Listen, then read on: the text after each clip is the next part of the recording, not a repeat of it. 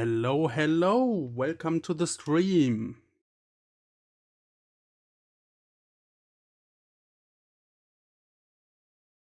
Alright, so today we're playing some Pro Train Perfect 2 Nostalgia going on. We might encounter some bugs as the game is quite old. But yeah, so this is based on Trains 2010. Although it is using the old Trains 2009 menu. And this is basically only with German content. So, oh, my stream is buffering. That's not good. Maybe up these settings.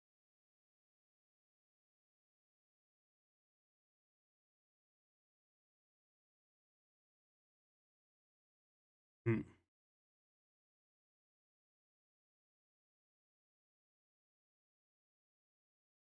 Hello, Kango Fango. Welcome to the stream.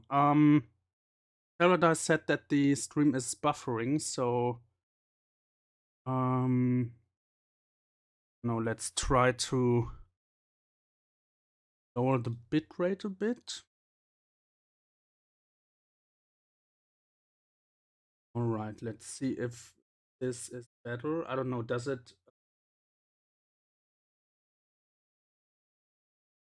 I don't know, it's been way too long since I streamed the last time, so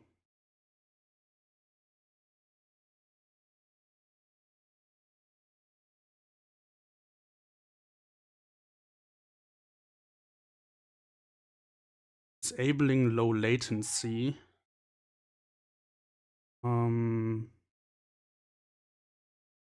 Where was that in settings?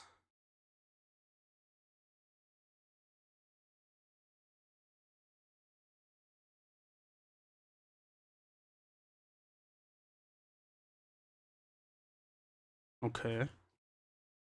Yeah, I don't spend that much time on Twitch, so I don't know. I've lowered the bitrate a bit. I hope it doesn't mess with the video quality too much.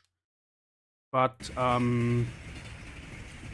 don't know. Just let me know if it's messing up. Also, let me know if the audio is too loud or not loud enough. I didn't really have much time to dial everything in, considering that I didn't even have OBS installed anymore. Oh, for fuck's sake. I don't know, I'll...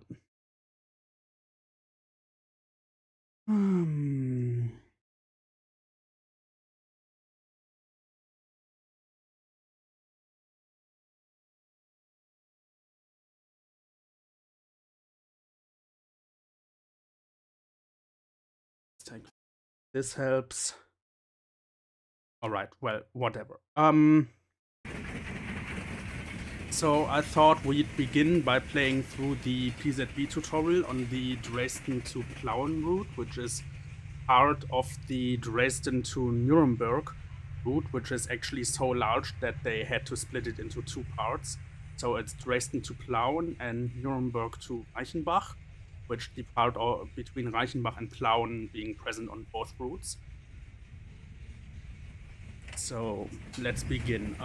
The last time I played this PZB tutorial, I didn't have any idea how PZB works, and after playing the tutorial, I didn't either.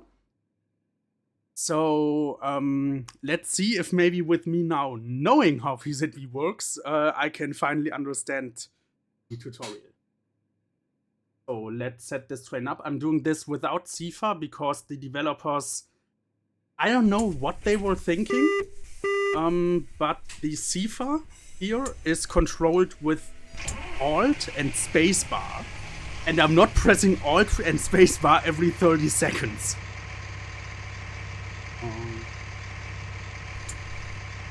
Possible. Find the way it is. The other is buggy anyway. Then, of course, since trains 2009 and 2010 got blue UI, it's very hard to read. In the original ProTrain Perfect, which was TRS 2007 based, at the old 2006 UI, this was really easy to read, and now, okay, so welcome to the PZB tutorial. Set up the train and turn on PZB. Start going after the whistle, about 5, yeah, alright, so this is just explaining the PZB start program. So we've set up the train, now we need to enable PZB. Is here. Alright, and then let's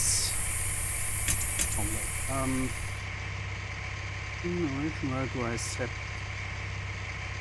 Go forwards. Yep. Go.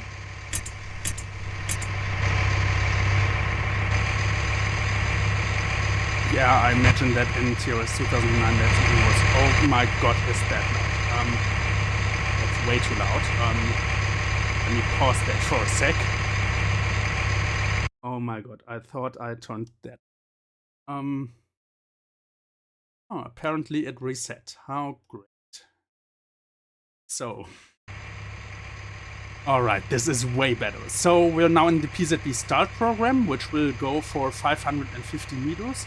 In real life, you would be able to free yourself from that with the PZB3, but that feature just straight up isn't implemented here. Yeah. So this is now a 45 km/h supervision, which you always go 5 km/h under them. So when you have an 85 supervision, you go 80, 70 supervision, you go 5, 55 supervision, you go 50, 45, you go 40, and 25, you go 20. And I think that, yeah, should also be a 35. It depends on the class of train you have. So depending on how good your train's brakes are, you will be put into either the upper, middle, or lower PZB mode, which means that you have certain speed restrictions applying, and the timings will a bit.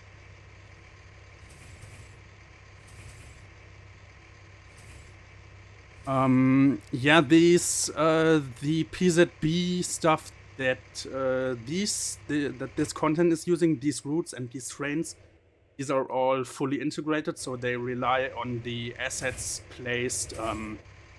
Here, let's pause. Disable.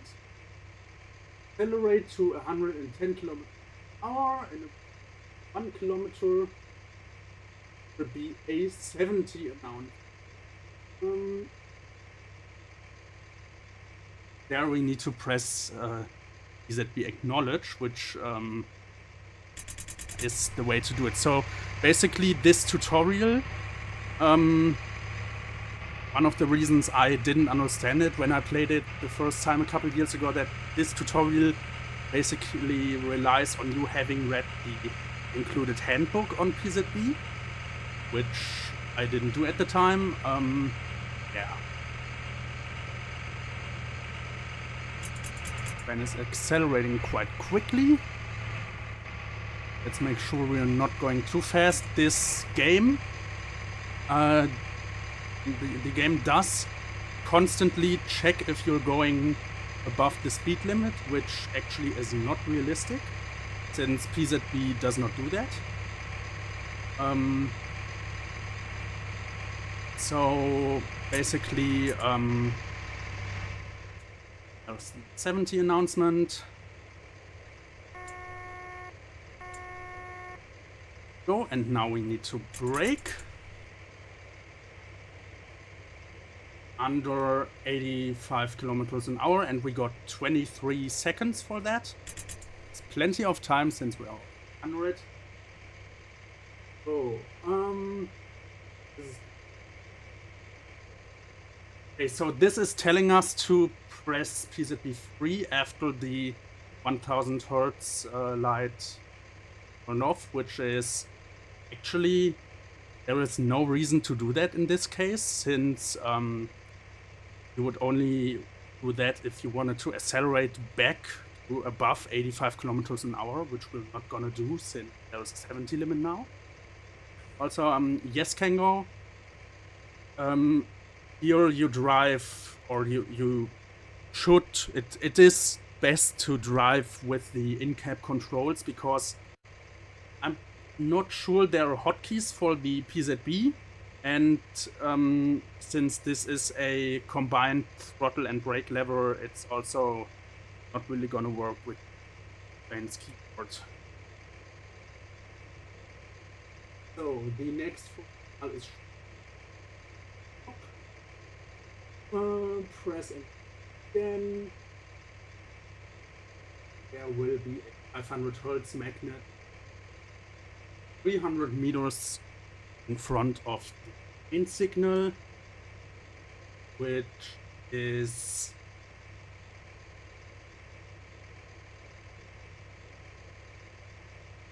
I don't know, it's wasn't it 150 to 250 meters? I don't know. Yeah, the PZB in here isn't entirely accurate.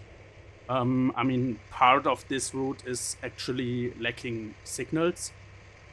I don't know if the assets are just faulty, so they don't show up or something, but yeah, part of this route is just missing its signals. So, knowledge, and then, like, not too much since we're going uphill, and then there will be 500 hertz magnet that will actually, the text said it will check if we're going above 45 kilometers an hour. That is actually not the case. It will check if we're going above 65 kilometers an hour.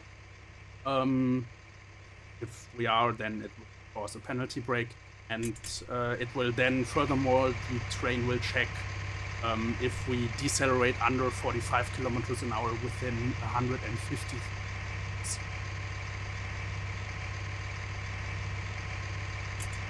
So, did brake a bit too much.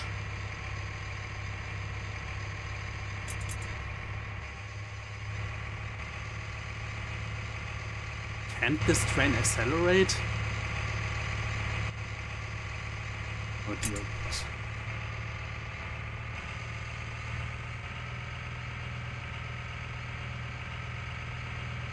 Come on, it's like, oh, this isn't, oh, okay, it is a pretty steep hill, but like, this train should be able to make it. Like, we have barely any people inside, and I don't know, it's, yeah. Okay, so since we were going so slow, we are now in the restrictive mode, where we are under a 45 kilometer an hour supervision, and when we pass the, oh my god, that was a break. Yeah, this game got some issues with tracking the mouse correctly. You might see my camera or levers just jumping around when I touch them. So with 500 hertz and the restrictive mode, we are now restricted to 25 kilometers. But Sharadice, the brake isn't stuck. The brake cylinders are empty. So this is purely an issue of this train not having any power.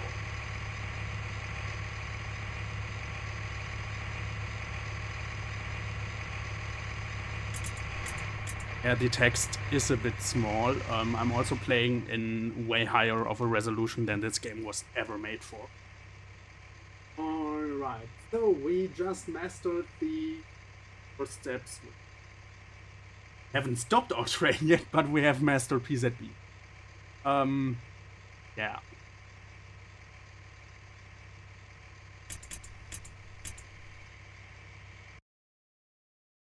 Okay, so it just ends the session. Alright. Yeah.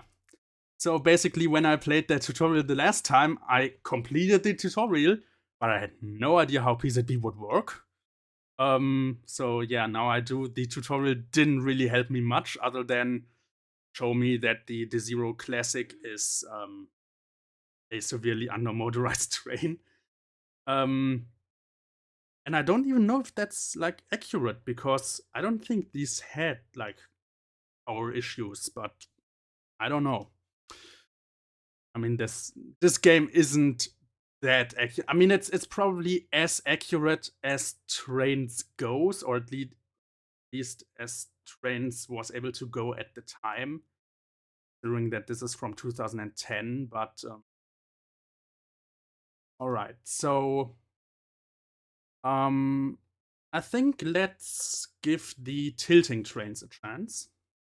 So we got several options. We can go here, Leipzig-Saalfeld, and drive the... By the way, these pictures here, these are generic, so whatever I select is the same. That's not an indication of which train we are driving. So we can drive the ICET here, which is which is the electric version of the ICET, top speed 230 kilometers an hour. You can't reach that on this route. You do have the option of going either Nuremberg-Reichenbach or Dresden-Plauen for the ICET. There's a top speed of 200 kilometers an hour, which you will also not reach on this route, which you can't even reach because this train, since there is no route in the game where this train runs on LZB, this train does not have LZB implemented. So you can't even run it at 200 kilometers an hour. All right, let's start in Nuremberg. So Nuremberg to Reichenbach, and then Nuremberg to Plauen. 135 minutes. I'll probably not drive that for the entire time. So I'll either save and then resume it in a later stream, or so I'm not sure if I'll continue it to... Let's just start it. So as this train is setting itself up, this should be one of the newer scenarios. So this is one of the old PTP1 routes that just got remastered. And when they got remastered, they got new sessions. So this should be one of them. Realism stuff. The web. Important. Okay, no, actually, this is either this is an old scenario, or this might be still using the old session rules, because the free camera is disabled here.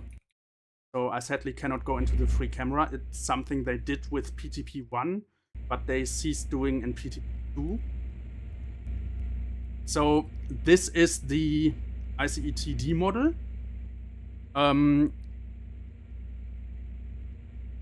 Yeah, the camera here, the free camera is locked, sadly.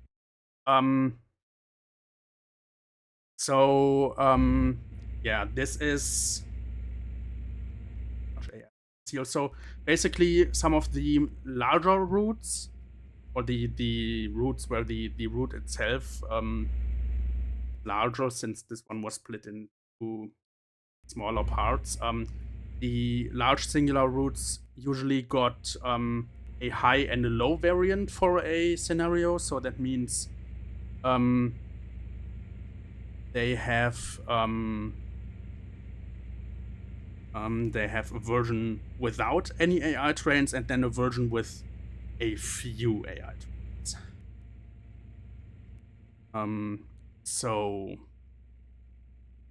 Kango, the quick drive mode in this game is not enabled. So you cannot start a quick drive mode here. There are some free roam sessions included, which do not lock the camera.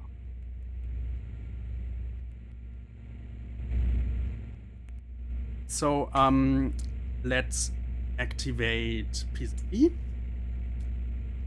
I tried out this scenario yesterday, just as a trial run. At some point I got a random penalty break. I don't know where that came from. Maybe we'll be able to find out now. I roughly remember where it was, but I'm not sure. That will be in 1 minute. All of these scenarios, when you start at the platform, usually start with a few minutes of waiting, since you do actually have the option to not use the automatic setup for the train and do everything manually, and that takes a little bit. So as it's not very bright outside at just after 6 in the morning, we will use a special feature that they implemented here that the real-life train does not have, and that is dark mode for the cab. I don't know what they did here, but apparently if you turn out the light, if you turn off the lights in the cab, it just turns into dark mode. Yeah.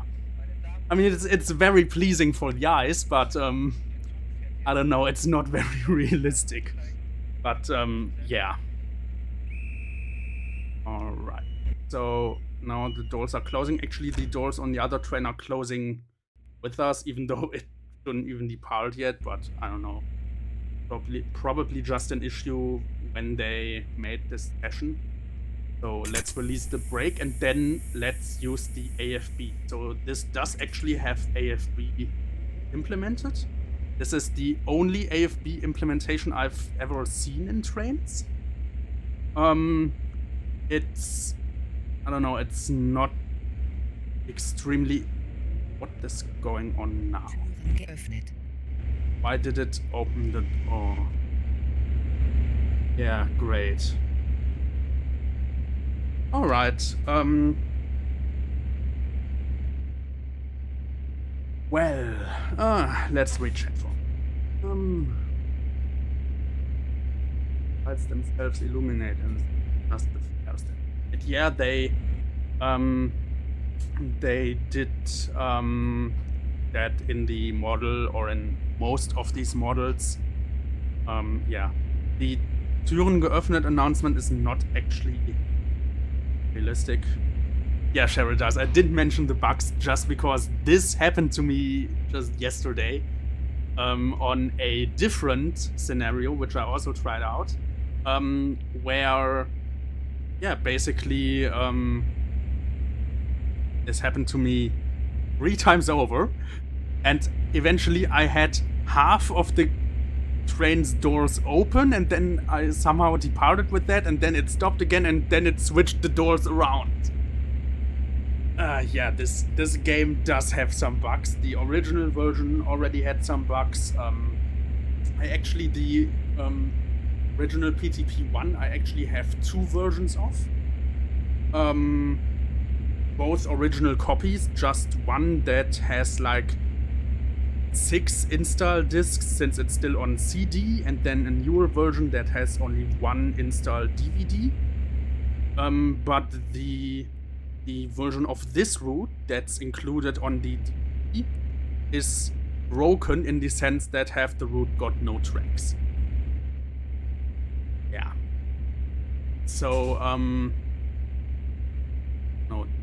When will we be able to depart here? I'd like to, I don't know, depart it. It's probably gonna do the entire waiting time all over again. I don't know. Yeah. This, I don't know. Buggy. Well, and also we can't even the free roam camera to the door there just stops rendering. Awesome. Let's just stop rendering doors. Yeah, great. Also, if you look underneath here... Oh, this is actually one of the models where you can't look through the floor. On the ICE3 you can, and I know that on the PR610, when you go to the inside, you can look through the roof. Oh, finally the doors are closing. Finally. Alright. So, let's...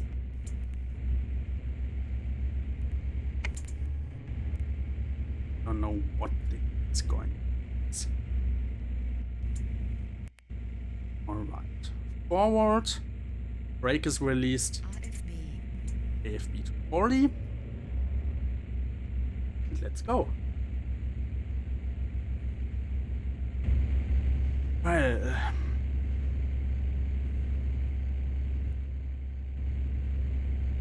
I don't know, with all these bugs, I'll probably just show off this train and the route for a bit and then probably switch over the game to show off some better PZB simulation, because honestly, this isn't that good.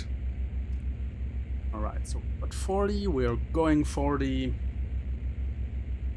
Yeah. So...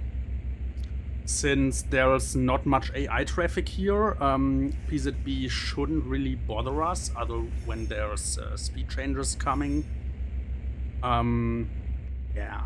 So I don't know. The thing is, when I got that penalty break yesterday, I got it way too early. I got it 3 kilometers ahead of a speed change, and the announcement signal is only 1 kilometer ahead. So I've got no idea where that came from. So I'll probably just drive this train to that point to see what's going on and then switch over to a different game that does things a little bit more realistic.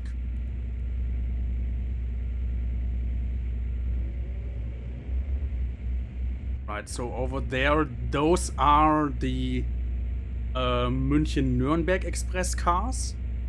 So those are actually intercity cars that got repainted into the red DB Regio paint, and that's the...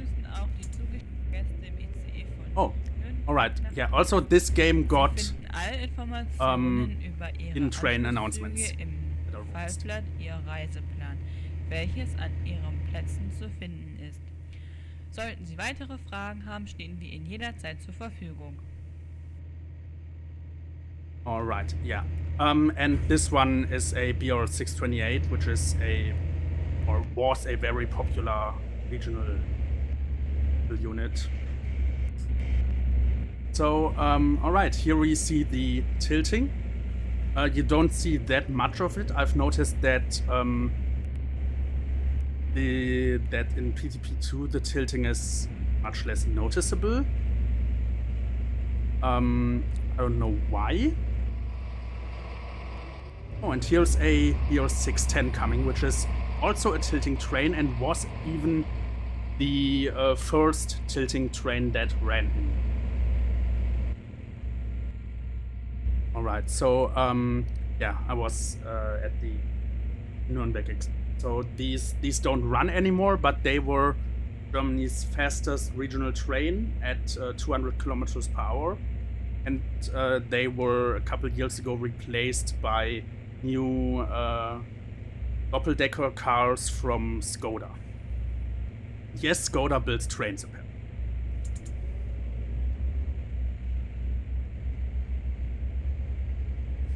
Alright, so get this thing up to speed. This game got timetables somewhat simulated, so this is the timetable. So this got all relevant information about which stations we're gonna pass, which stations we stop at and when, and of course our speed limits. In this case, the timetable speeds will be slightly higher than what's signaled at the route, because since this is a tilting train, we will be able to go faster than the actual track speed in some cases. There is a system in place that monitors the speed. This is not simulated here. The only two games I know which simulate that would be TSW3 and Train Sim World somewhat. Train Sim World is not entirely realistic, but it's, I don't know, it's about as good as you get in casual train simulators.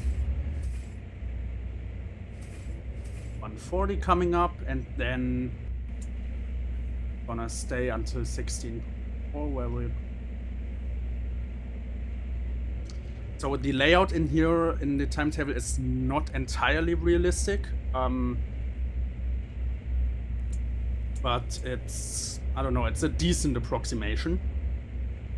So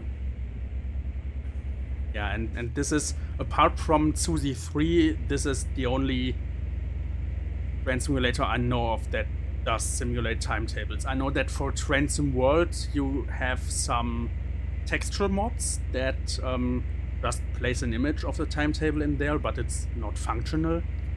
And TSW3 has full accurate timetable simulation, but that requires a second, or that usually it works best if you put it in a second window, and for that I prefer or to use my second monitor, which is not possible. Alright, so let's go through chat a bit. Skoda and trains, huh? Yeah, Skoda apparently does build trains.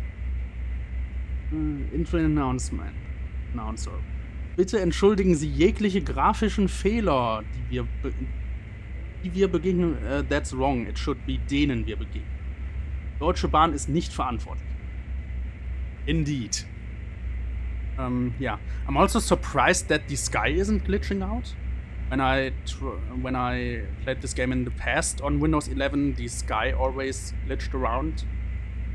But I don't know, maybe it only happens at different times of day. I know that when it was cloudy, it was especially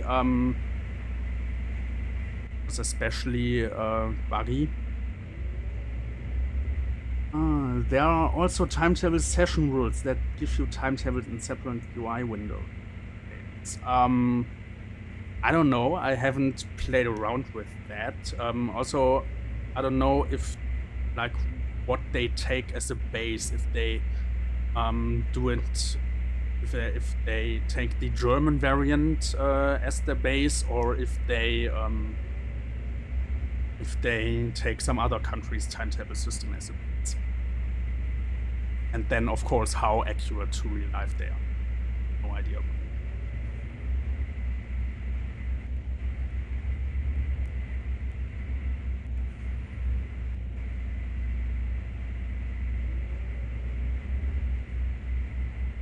.5, so meters.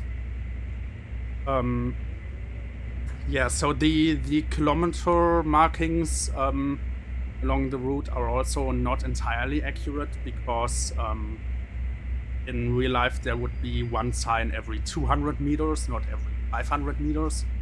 But I don't know, it's better than nothing, I guess.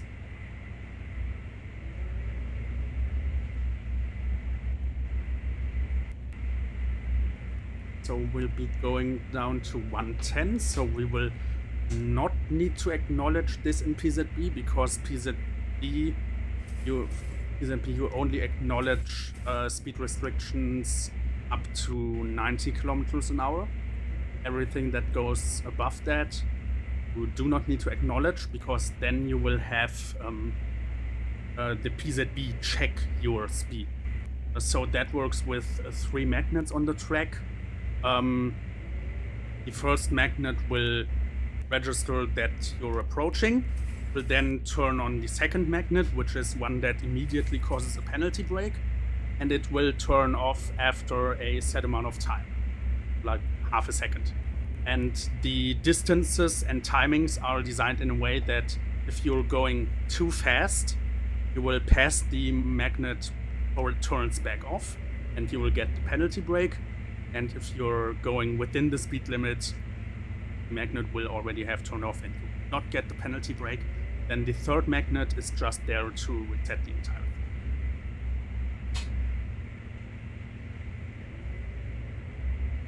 Right.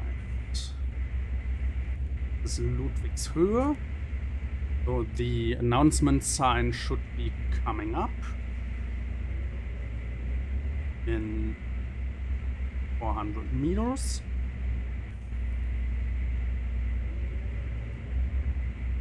Oh yeah, over there it is. It's a bit late.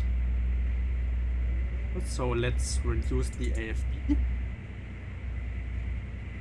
Yeah, so in this case the AFB is just controlling our train's throttle and brake.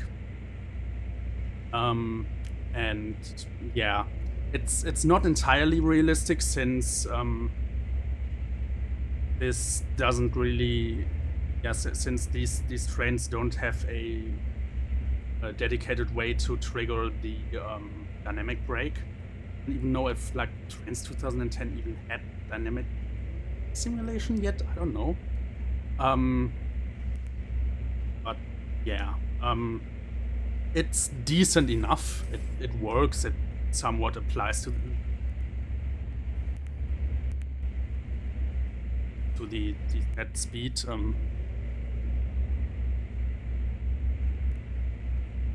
I don't know, I haven't really seen any other AFB implementations in trains. I know that the ICE4 that is included with Menninger Land does have the AFB lever,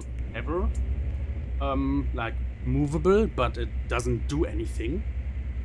And also I think when I did that route in Surveyor, I saw some PZB assets that were placed, some magnet assets, but they didn't seem to be functional, or maybe the session rule just wasn't active in the included sessions. But yeah, I don't know. It's so far this is the only trans version which I have ever used.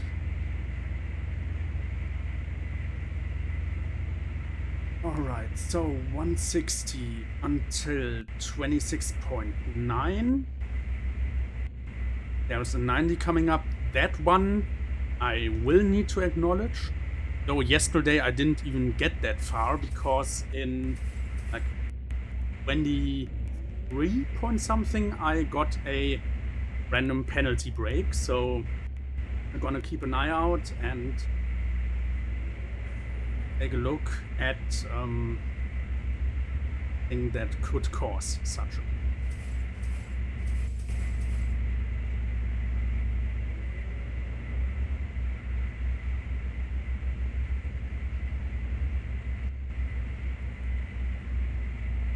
This is 2 more kilometers. I don't know, I also noticed some floating numbers along the track. Maybe there's like, I don't know, signs that missing, but the number is still showing. I don't know, these routes are kinda buggy. That includes all of them in this game.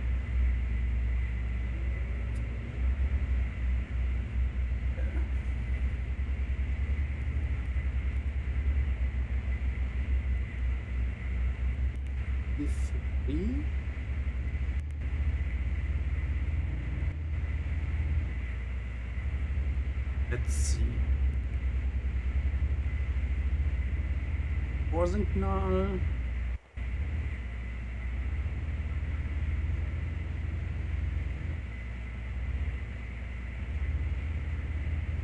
Then I think it was around here where the penalty went. I've no idea why it isn't happening. Yeah, so here we got the floating number. No idea what's happening. I don't know. A bit, so we won't have any issues breaking down to the 90 when it's coming up.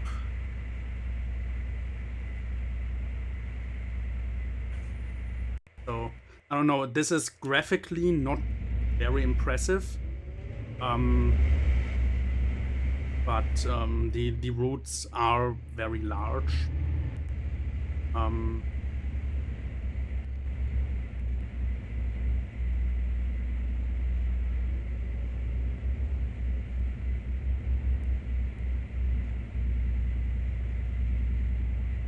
90 coming up, so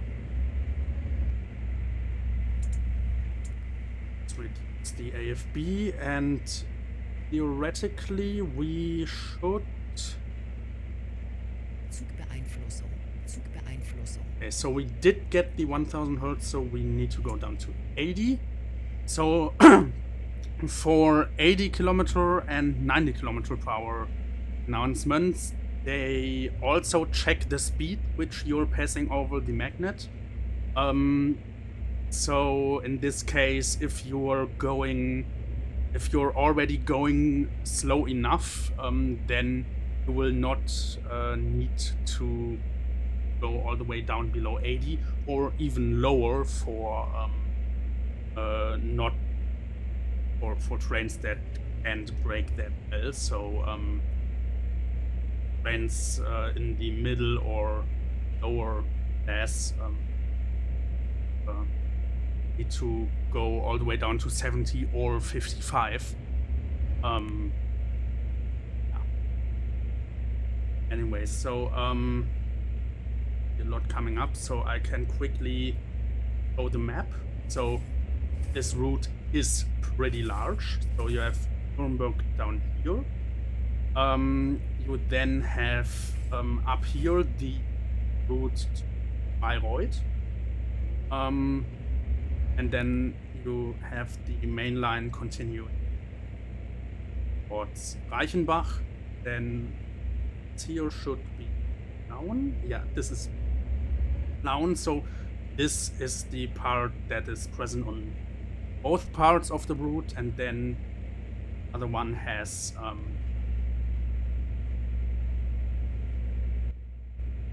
this here, and then I can show off the other part of the route. So yeah, this is large enough that they had to split it. The roam scenario, since that one got the camera enabled.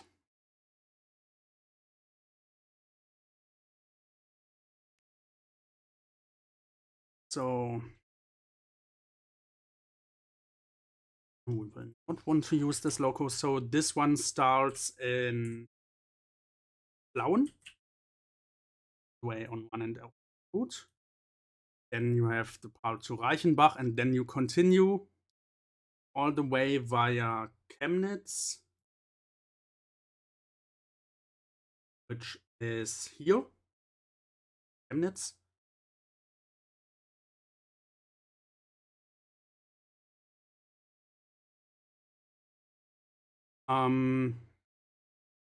And then it continues all the way to Dresden.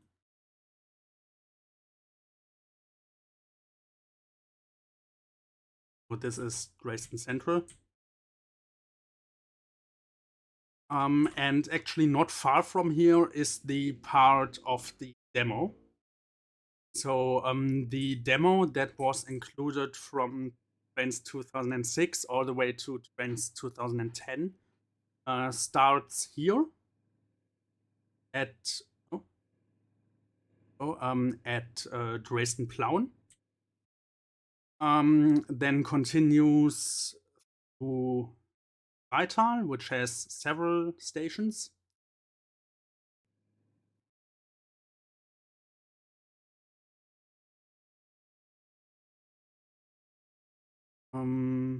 And then ends at Arand. Here. So this curve is the sign that says. So funny thing is that in the demo you drive this part with the ICET. None of these stations that are in the demo are actually being served by the ICE. They're all just small regional and S-Bahn stations that only get local services, and the ICE usually is only passing through. So that's it for this route. The other ones are also quite large as well. So you have Gerolstein-Trier, which is a local-only route, so you do not have any long-distance services here, although they did make one where tow on ICE. FA Chrome. Intrain Announcer. Auf Ihren Reisen mit Deutsche Bahn können Sie auf Züge stoßen, in denen Decke unsichtbar ist und Sie nur Himmel dahinter sehen. Deutsche Bahn versichert Ihnen, dass es kein Grund zur Panik besteht. Unser Modellierungsteam ist schon hart an der Arbeit, diesen Fehler zu beseitigen. Vielen Dank für Ihr Verständnis. Ja. So, this is also one of the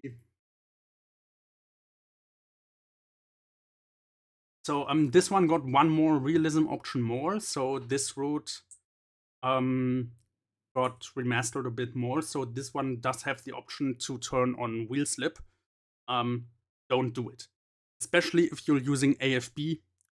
Don't do it, since AFB will just throttle up all the way when you tell it to increase the speed. So all right, so this is Trier. This Trier, this doesn't. I mean, it is Trier, but this is, yeah, this is not a very good Trier. Oh yeah, they didn't even texture it correctly. Wait. Yeah, so these routes all vary a bit in quality. Yeah. So this is Trier, and this goes all the way to Gerolstein. Game lagging. So this is a shorter route, since this is local trains only. You will still be taking, like, I don't know, over an hour to travel the entire route. It's not as long. A more grid texture.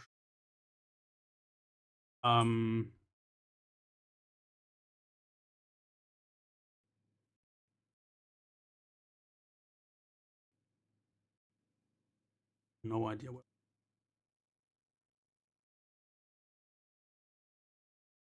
Stop lagging.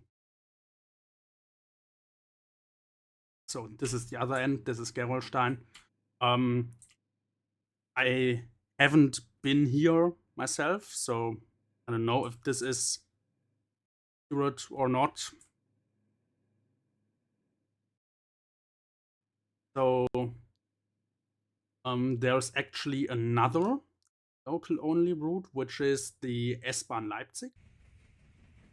So this one got even more PZB tutorials. These are way smaller, so these all only show a single aspect.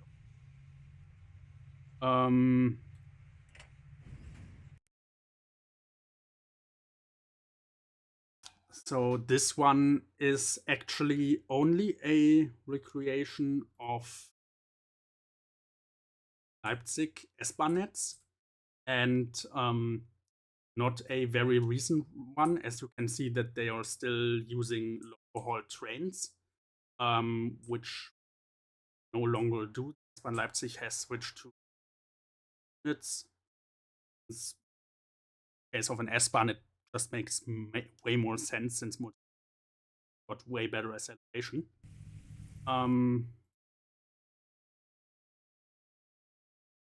Yeah, so this is basically just local lines around Leipzig, with Leipzig.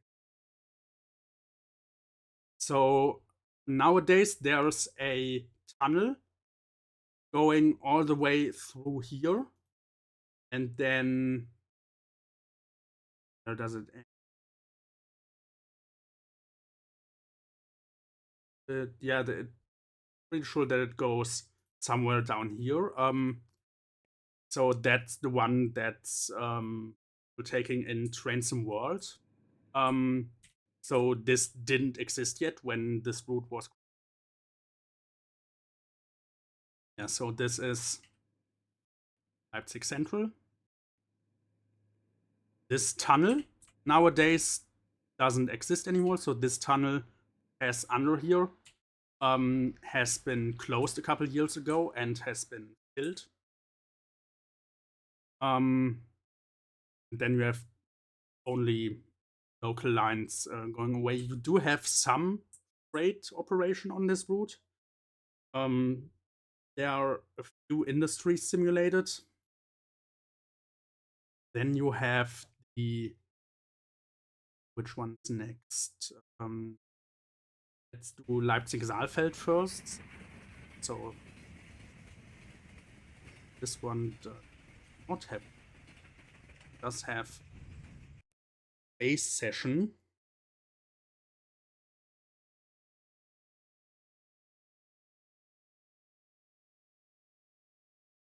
So and wait. Oh, for fuck's sake! Since I'm not in the train, I can't open the map. So this goes from Leipzig all the way to Saalfeld. So this end is Leipzig. So again, this is just Leipzig. It's pretty much copied over. And then it goes off in this direction.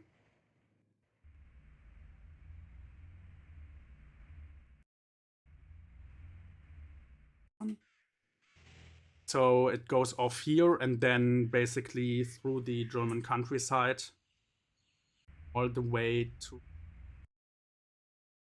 map always through the German countryside all the way to the city Saalfeld, which on this route you do have ICE services. However, they are pretty slow.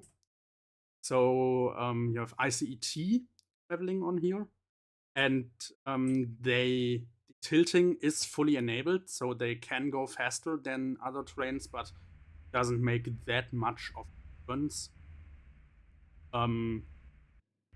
Yeah, so you will be quite a while on this route. And also, of course, there will be no LZB.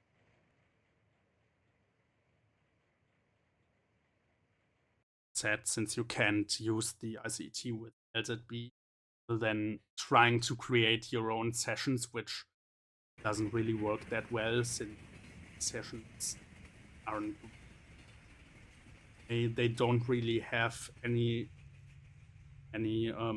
explanation that comes with them. So this one is Hamburg to Munich.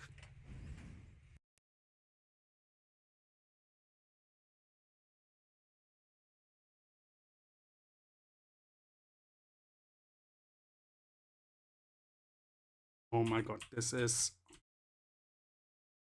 all right. So this should be Munich. Oh, Munich Central.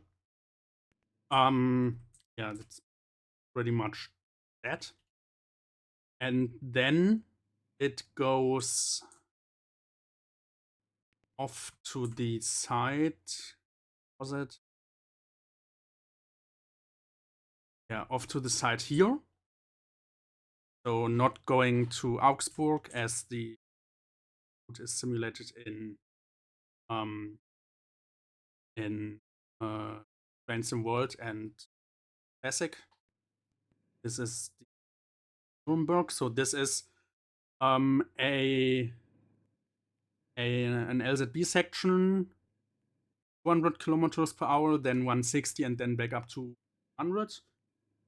For a couple kilometers. Then you travel a bit through the countryside with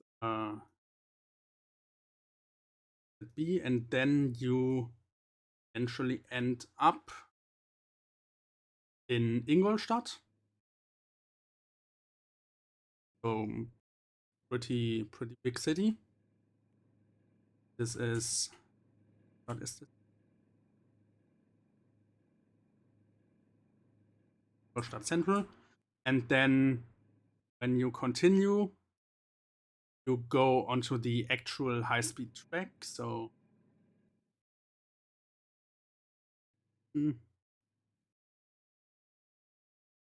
have anywhere. Maybe the map wouldn't always reset to.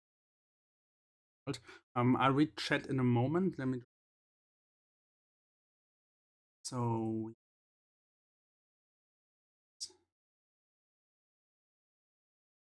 and this is Ingolstadt Nord, and then here you go onto the high-speed track, and then from here on out you go 300 kilometers an hour with the ICE3 all the way up to Nuremberg.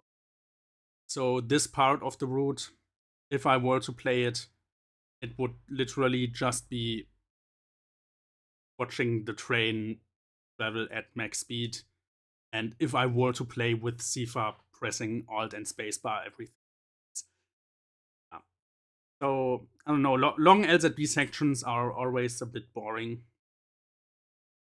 So then, when you go up all the way, you end back up at Nuremberg.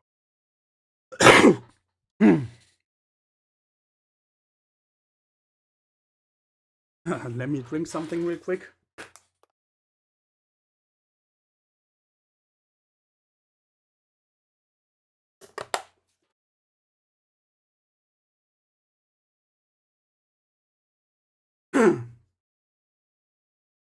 All right, well, better. All right, so let me quickly chat. Nice bus coach by Gerolstein. Or maybe I got no idea. That double deck train set is on the DLS. Yeah, it should be. Don't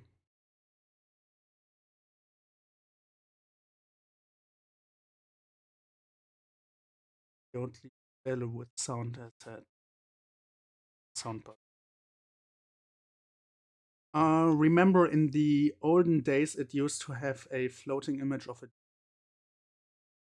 That's invisible in modern versions of trains. I have no idea. I would have that up. Looked it up. Apparently, the ICET is still in service IRL. The ICET was pulled from regular passenger service. Yeah. So basically, the ICET does still run. They run basically all the connections to Vienna. And some others. I don't know which ones they all run, but those to Vienna, some I think between Berlin and Hamburg. Since the maximum line speed there is only 230 kilometers an hour, it's like it's made for them. Yeah, so the ICETD actually was used on Nuremberg to Dresden for several years, all the way up to like I think 2007, 2010, somewhere around that. I know that the Nuremberg to Dresden route here is set in 2007. After that, the train saw some use for special trains when there was high capacity. So, for example, in 2006, when the Soccer World Championship was here in Germany, they basically used all rolling stock that they had lying around. They even reacted some rolling stock that was like supposed to go to the scrapyard, so they reactivated that just for the World Championship. And then I think, I don't know when it was, but at some point the ICETD took over the services to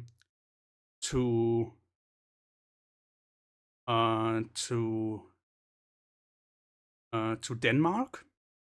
So I think some of the, like 4 or 5 multiple units actually went to the DSB, the Danish State Railway. And they were then ran in cooperation with Deutsche Bahn. And they used those trains since they would load them onto the ferry to transport them over to Denmark. And for that, you needed a diesel train. And since they were multiple units, they could drive themselves onto the ferry and didn't need to shunt it like the old carriages that they used before that would. And then in 2017, the DSB took over with its IC3 units. And the ICETD trains were taken out of service and then eventually sent to the scrapyard, except for 2 units, which are now used as the advanced train lab testing trains. So they use that to test new systems. Like, I don't know, I think they did some self-driving testing with that. They did, I think, something related to level crossings. Yeah, they test all kinds of stuff with it. Apparently, this is what the ICT Advanced Train Lab. Yeah, so the Advanced Train Lab, they just got the gray stripe and of course all the seats ripped out and lots of testing equipment. Let's see. Yeah. All right, so that's it for this route. So there, yeah. So then we have Stuttgart München, which is somehow got 2 base sessions. I don't know what SK is supposed to mean. Whatever. So this is basically München Augsburg. And basically continued all the way to Stuttgart. So you have the part from München to Augsburg, then from Augsburg to Ulm, and then from Ulm to Stuttgart via the Geislinger Steige. So this is Stuttgart. Yeah, so this is how Stuttgart Central used to look, or although this is like not a very good model of the Stuttgart Central station, but basically now there is the gigantic hole right here where they are building the new pass-through station for Stuttgart. Yeah, so they this old station will go in a couple years once the new one is finished. Basically, this one route begins here.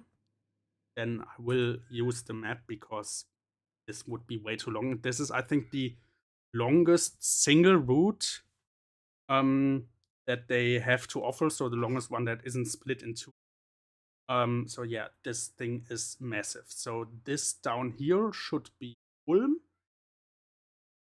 I think. Yeah, Ulm Central. And then the route. So this over here should be the Geislinger Steige. So this is a very steep section of track where the freight trains all need helper locomotives at the end. And yeah, passenger trains they struggle a bit. Then here you have the classic section from Munich to Hamburg, which should be well known by now. I mean, it's in Transom World, it's in Transom Classic, has been there for years. Yeah. On the note of this route being in Transom Classic, Transom Classic version of this is horribly wrong with its 280 km/h speed limit because it's only 130 in real life. No idea who messed that up.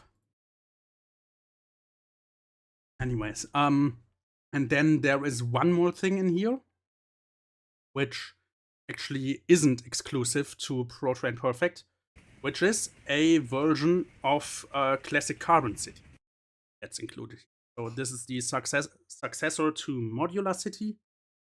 I personally prefer Modular City over Classic Carbon City, but I think both are very fine routes. Sadly, the assets are mainly broken in Pain and newer versions.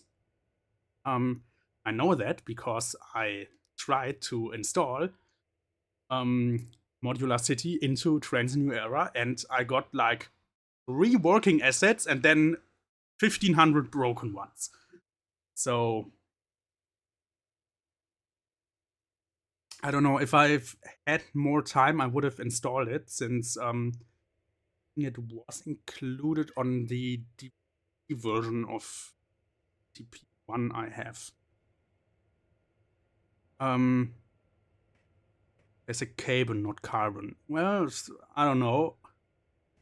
Maybe we have a sign here that says, since this one got the German name in the menu.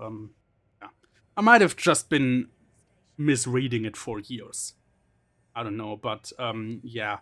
So yeah, Modular City had its demo in Trains, which was actually based on an older version of Modular City, the newest release that they had produced. I think Modular City 0.6 it was, which is the one I have. It is huge. So you got the section. Actually, I do have. Give me a sec.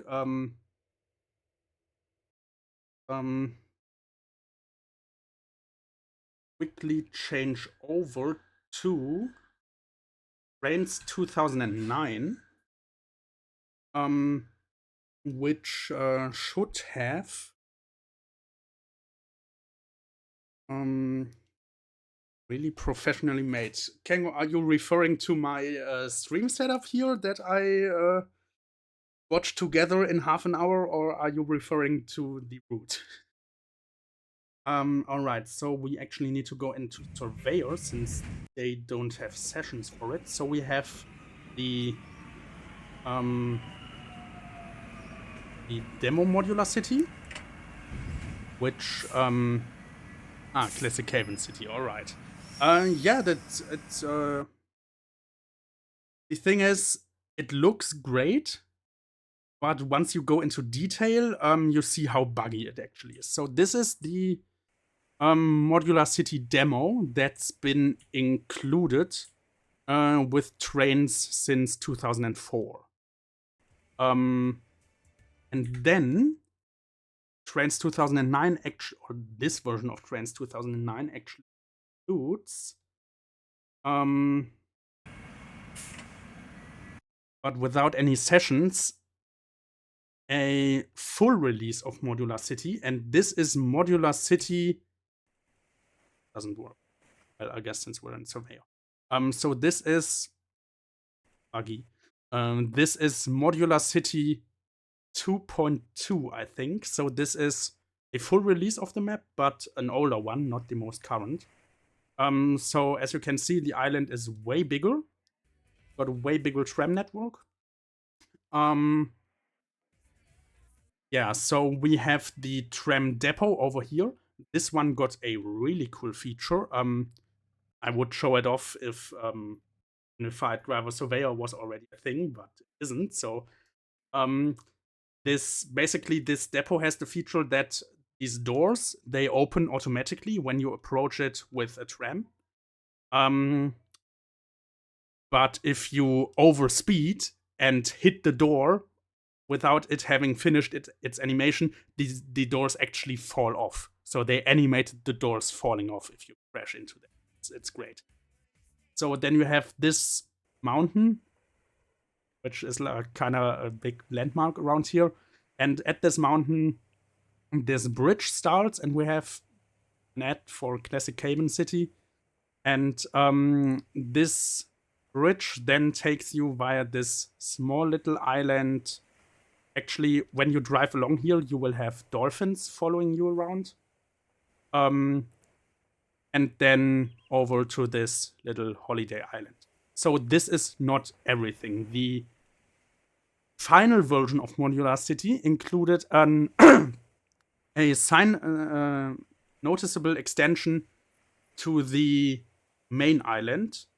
I don't exactly know where on this island they expanded it onto, but it was an expansion to this main island of a really large cave system where you would go through with your tram. So you had lava in there, you had a pirate ship in there, you had the tram going onto a wooden bridge over the lava, which doesn't really seem safe, but yeah, it's great, and those are actually like really great assets, which sadly do not work in modern trains anymore.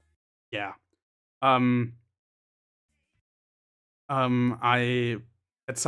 will take a look into installing that in the next couple days, so maybe next stream off. But yeah, this is nostalgia for me. This is what I grew up with. This is great. Too bad that there are no sessions for this version included here. Yes, the Volcano Island was released. I don't think you can buy it anymore. I'm lucky to have a disc version of it. But yeah, this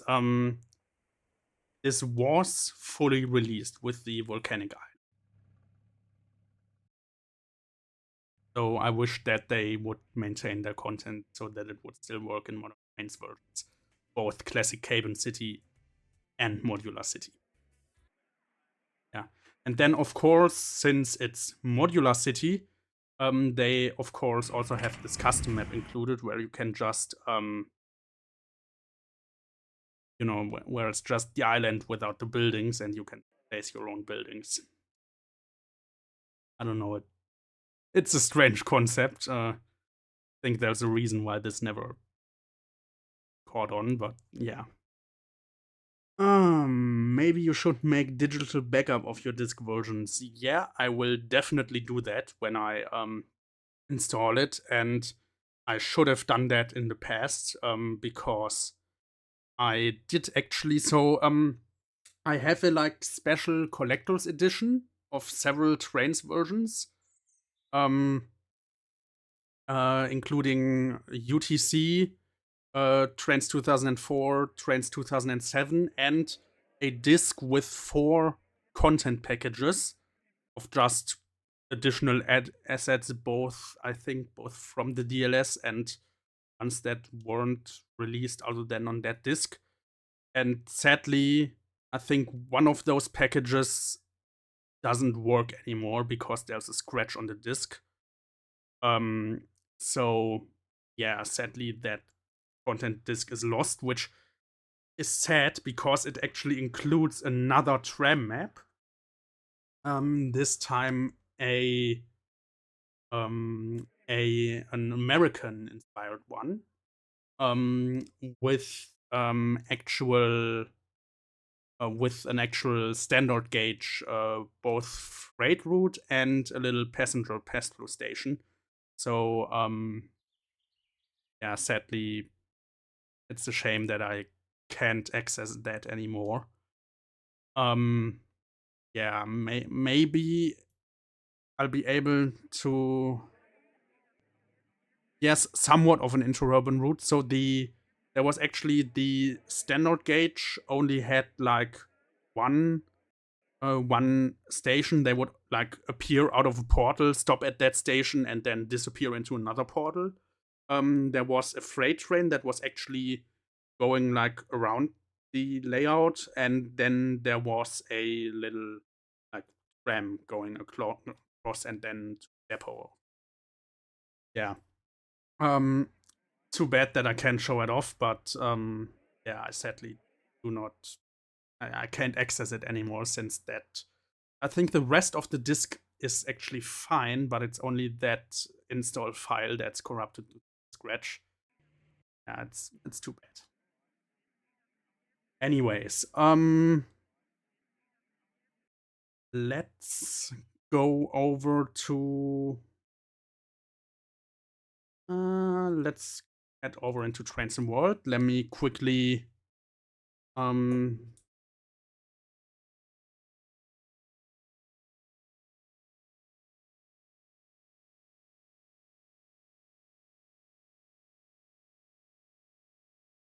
change the stream category.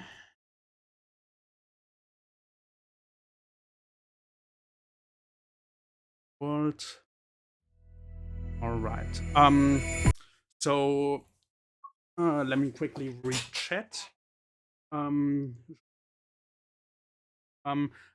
pretty sure that this is not something done by N3V Games. It's pretty sure that it's from a different publisher who's just licensed it. I do have the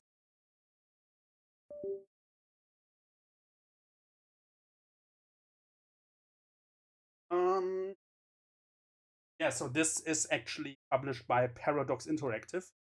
So they only licensed it. Actually, funnily enough, this box actually got an Oran logo and an N. Yeah. So this sadly I probably won't get a replay. But I don't know. Maybe try and I don't know. So I doubt that after like 15 years they still have. Yeah, should be about years. That they still have replacement discs lying around. So I don't know.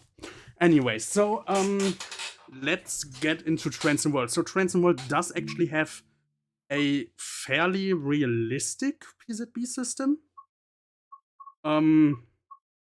Definitely better than what PTP has to offer. So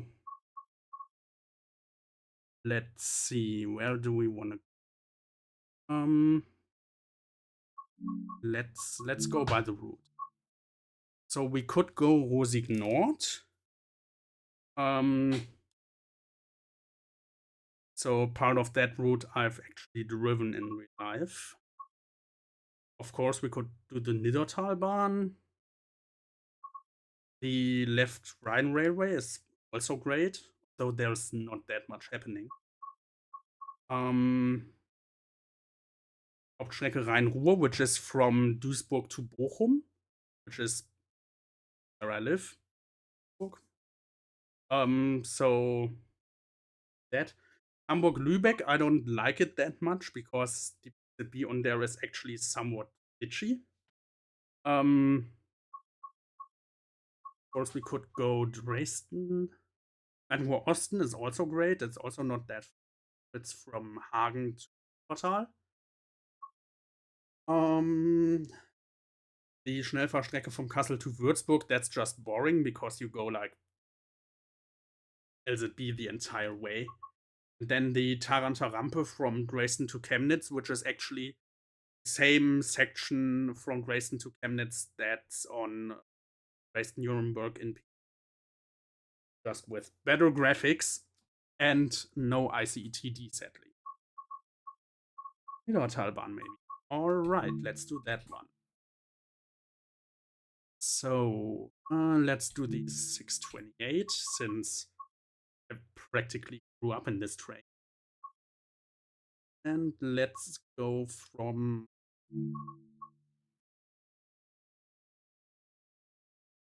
So this one is, of course, also available in trains. I think actually for free, since everyone has access to the plain version of the so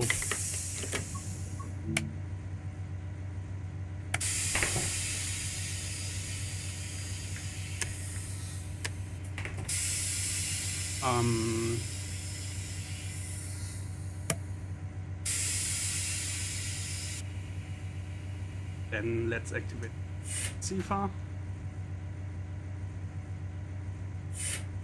We go.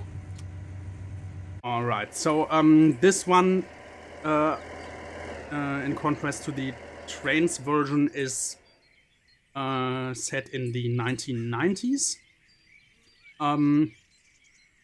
The trains version is sort of it's a bit strange because the original Niedertalbahn, which was included in Trains 2009, was set in the 1960s.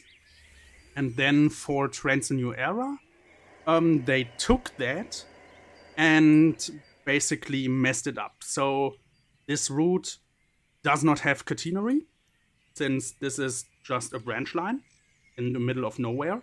There is catenary when it crosses the main line here and here. But other than that, this route does not have catenary in real life.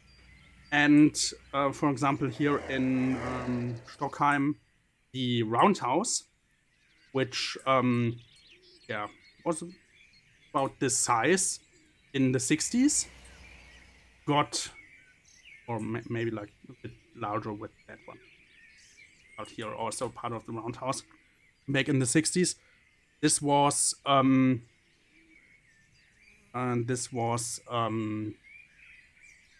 roundhouse with, I think, three sections of it. And basically for Trains New Era, they extended it to be like a full-size roundhouse, which was never here. Yeah, so I don't know why they did that. Yeah. Anyway, is it me or does this road have a bluish tint? It maybe a little bit. I don't know, but it looks fine. So this one, this 628 multiple unit this is a BL628.2. So this one got the dual glass doors. The 628.4, which I used to ride basically 3 times a week, has only a window in the top half of the door. And it has a little bit more power. So yeah, this one doesn't have any power whatsoever. Yeah.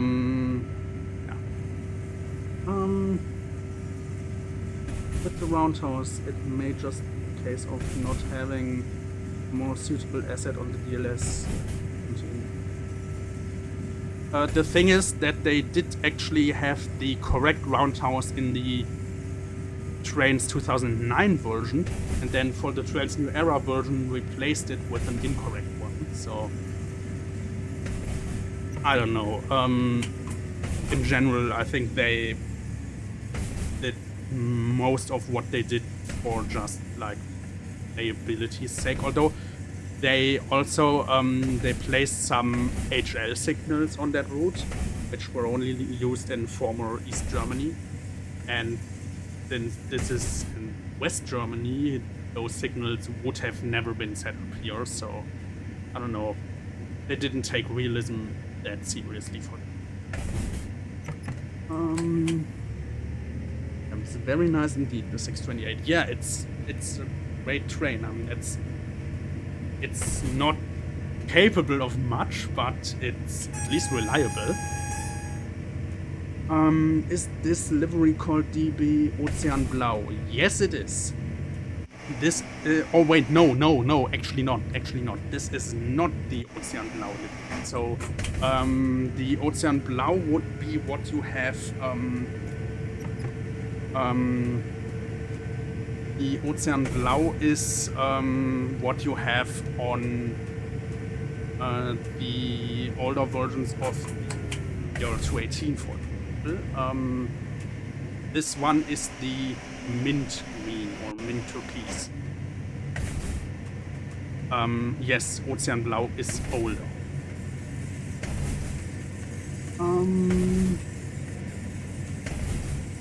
Maybe the old asset was faulty. I don't know. Maybe. Those HL signals are very confusing for me to get a hang of. Yeah, HL is it takes a moment to understand it. Also, I mean I don't know where you if you take a look at it in the signal book that I sent you. Actually need to take a look how it is in there. In the current signal book, it is actually quite confusing the way they list them up. So yeah, I don't know how it is in the older version, but once you get a hang of the system, it's actually quite easy. And this one's yeah, so that's a 628.0, so that's the oldest version of this train. This is really old. Yeah, so basically this train they just built newer versions of whenever they needed to and updated them. So updated body shape, of course a stronger motor, all that.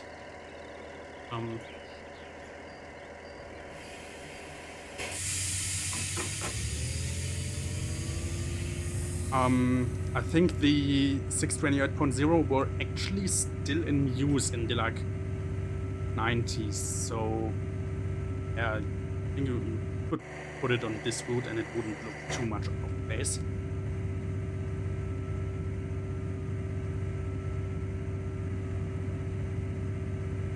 You also have a BR629. So the way this train is set up, you have the 628 up here. This is the motor car. Then you actually have the 928 here. So this is just a cab car with motor. And the BR629 is just a variant of this with motor.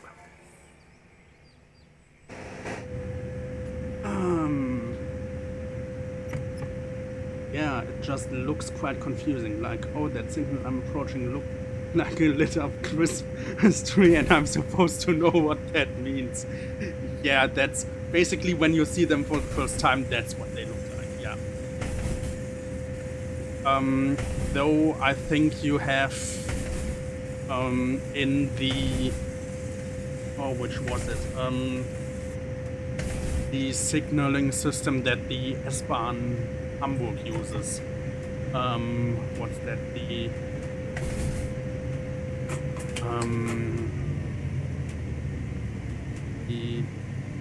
wait, no, was it SK signals? No, I don't think that's what it was. I will trust this train to not go out of control and quickly open up the signal book because it should be there.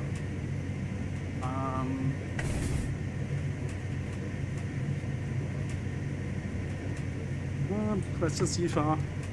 Go.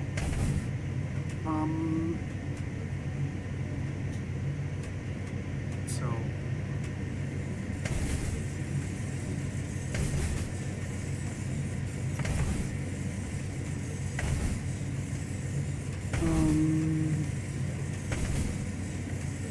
So HP, HL.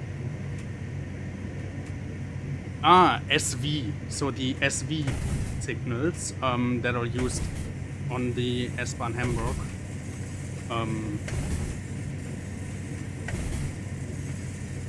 For those, you actually page number.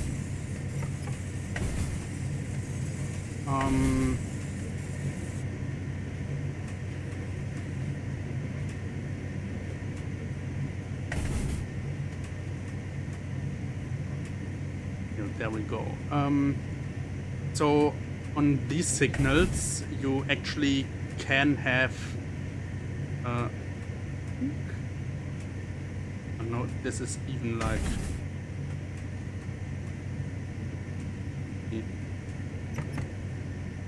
8? I mean, probably not, but anyway, so I'm pretty sure that those can actually have like all of the lights on in the HV system. And yeah, so that's,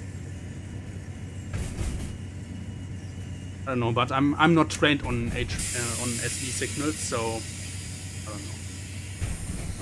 Whereas the English aspects for non-shunt signal are just green, yellow, 1 yellow, 2 yellow, and 1. Yeah. I mean that's basically how it is in the KS system as well. I think it was the SK system. The SK system. So basically, the SK and KS systems were developed in parallel, and the SK signaling system, which today is only used on the one testing route that it was implemented in. There they actually wanted to implement a 1 yellow and 2 yellow, because they wanted to go 200 kilometers per hour on that route without LZB, but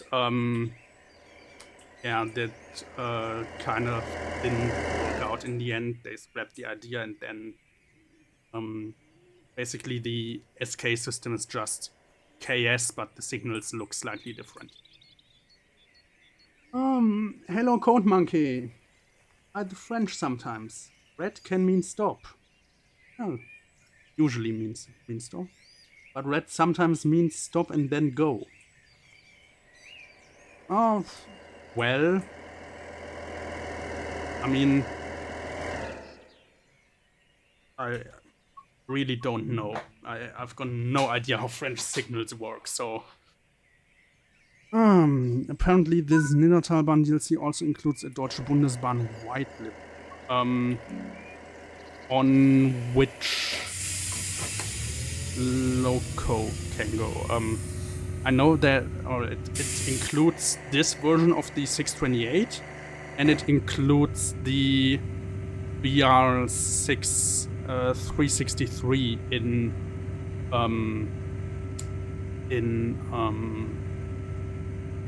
Ocean Blau. 628. This only includes this livery of the 628. Look at the Steam page. Yeah, okay, so the 628 DMU in white and mint livery, so they mean this one, since it's, I mean, it's not actually white, it's actually a shade of gray, a very light gray. I guess you could call it white, so yeah, this would be white and then mint green.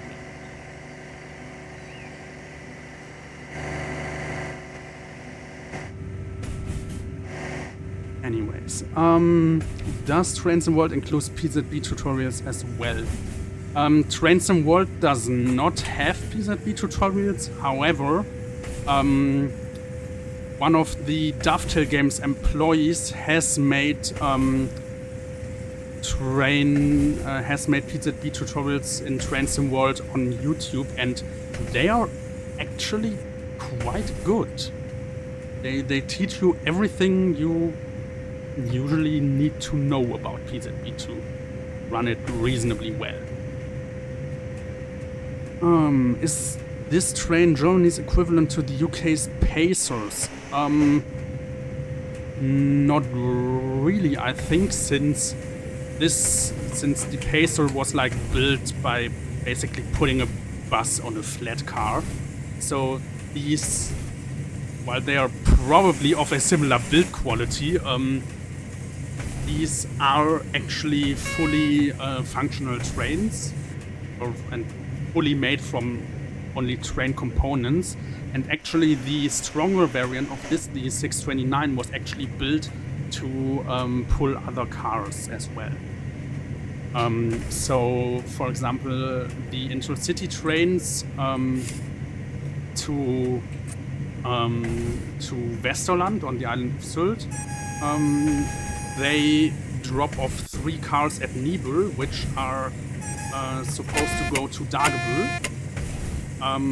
And the line to Dagebüll is operated with 629 EMUs, so they were planning on using 628s, but they were not strong enough to pull the 3 intercity cars, so they got the 629 instead. I thought they meant 2 liveries. Yeah, they only mean 1. It's stupidly worded, so... let's say they're more similar to sprinters from what I know of. Yeah, I guess. I mean, you do have the like, when you think of a, like, rail bus in Germany, you think of the Uerdinger Schienenbus, although that one got its nickname from the seating layout, though there were trains built, or rail cars built from bus parts.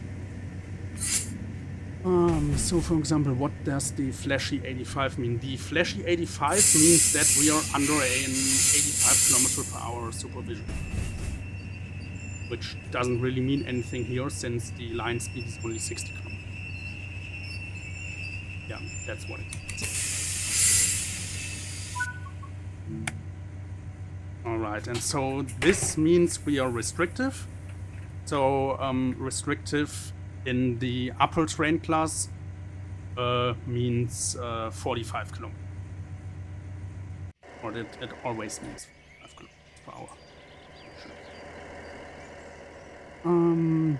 I love all the willows on this route. I think. Yeah, this route is pretty beautiful. The assets they created for this are actually pretty damn good. So of course, I mean, this is not a Dovetail Games made route. This is from I think was it Skyhook Games? I don't remember, but this is not made by Dovetail, so that explains the unusually high quality. All the blooming apple trees too, or cherry. These are... No idea if these are cherry or apple trees. I don't know. Ah, TSG was it. TSG.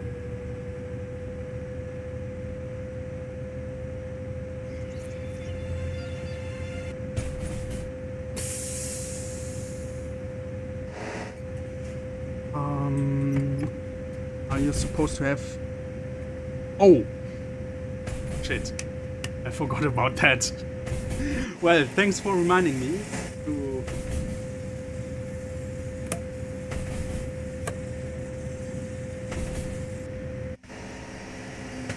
Why is it only...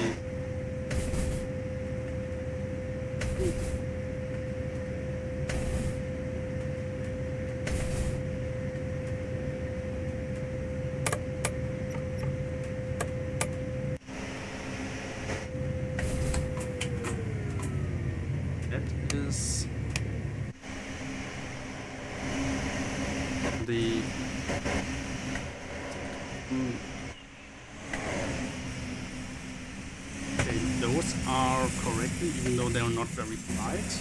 Are these supposed to be funny and they just do? Apparently. I don't know.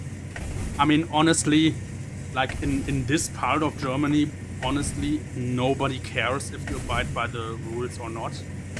Like, if you do this in like a super populated part, like on an ICE train, just run it without headlights, the boss would probably, like, take you out of actually driving trains the very next day, but here honestly nobody cares.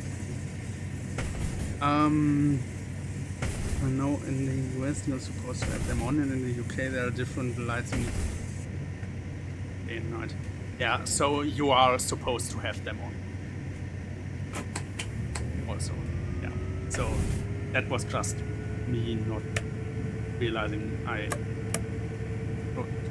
instrument lights do anything?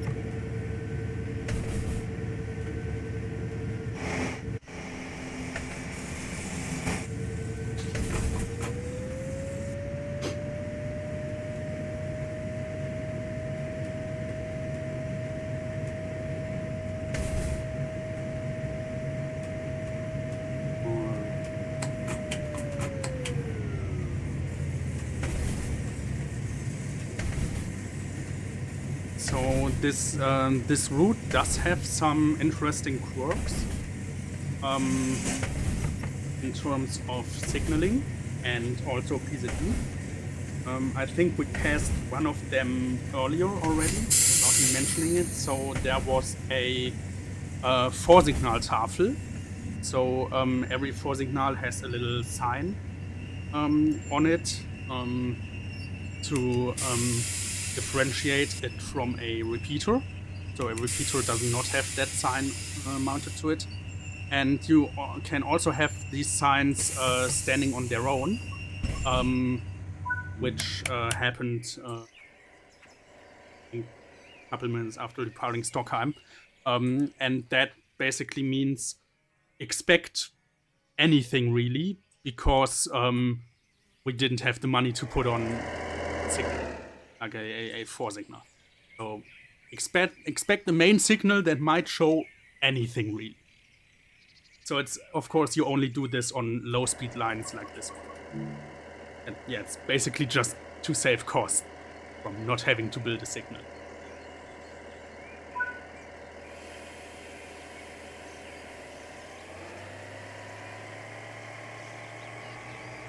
Yeah, it's basically not having the money.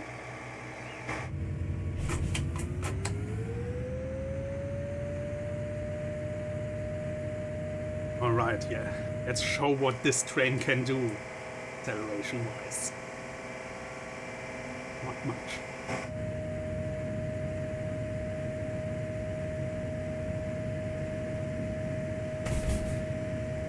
Ah, now that's some early game Transport Fever 2 stuff right there.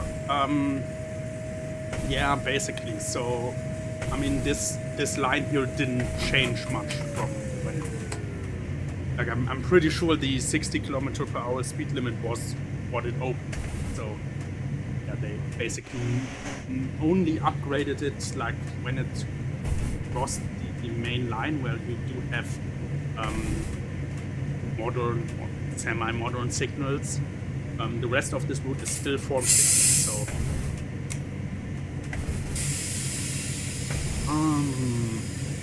Oh, the UK equivalent of a fixed distance, where they painted a caution onto a board. Pretty much. Would be great if that mirror on top worked as well. Yeah, that would be great, though, since they're using screen space reflections, that's not happening. Yeah, that would cost performance.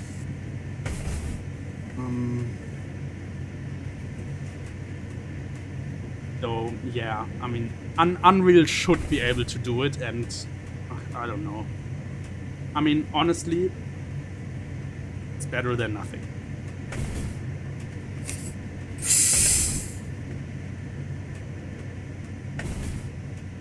I mean, like graphics-wise, I think,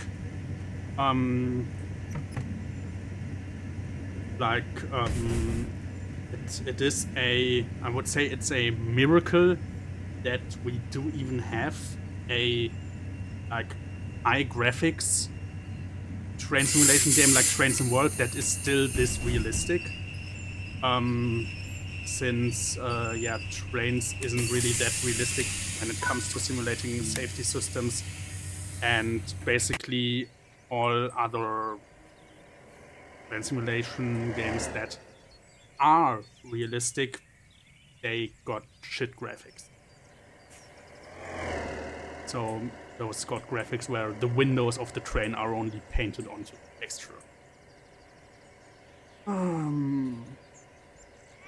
They could have just put a flat fake reflection texture on it. I guess.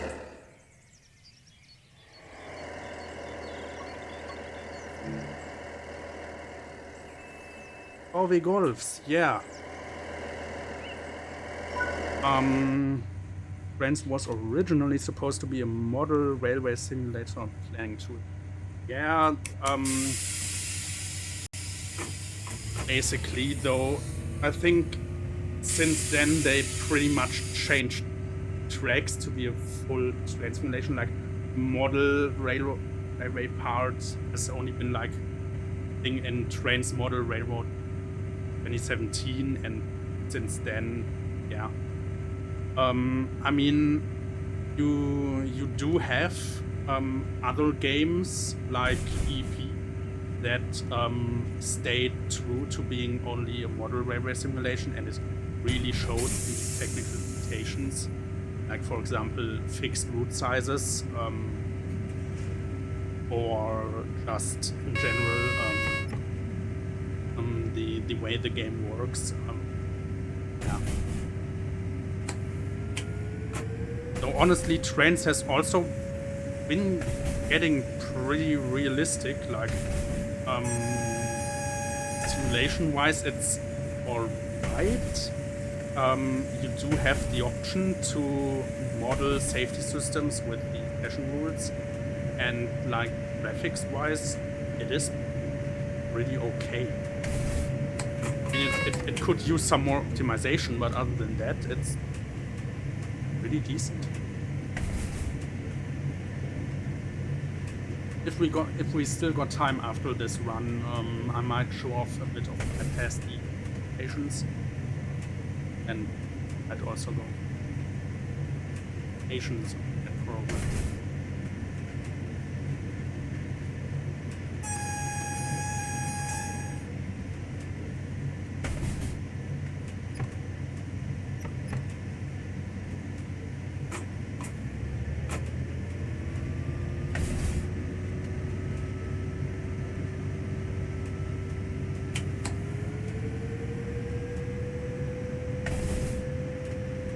Getting pretty steep, this part. Yeah, so I mean, you can see this train is already, I mean, it's not really struggling, but you also need to push the throttle pretty high to still accelerate this grade. So yeah, this thing is severely under-motorized.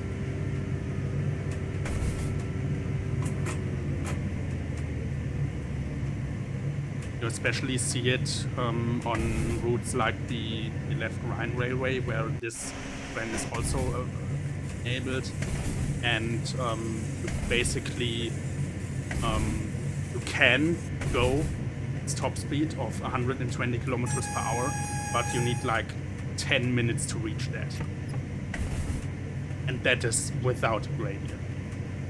And going uphill even slightly. I mean, if you're already at 120, you might be able to hold it, but if you're not at 120 yet, you won't see it again.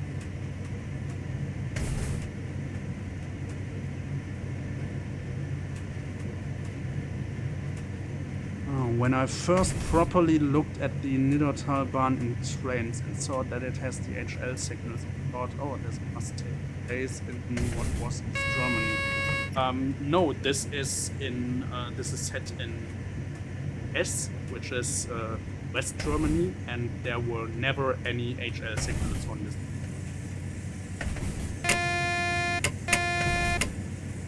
Right, so that was a 40 announcement, so we don't really need to slow down much. The gradient is already for us, that we were that fast to begin with.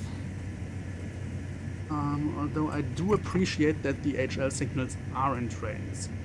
I don't know if that route brought them to Trains or if it just used. I don't know either. If I had to guess, I would say that this route just brought them to Trains.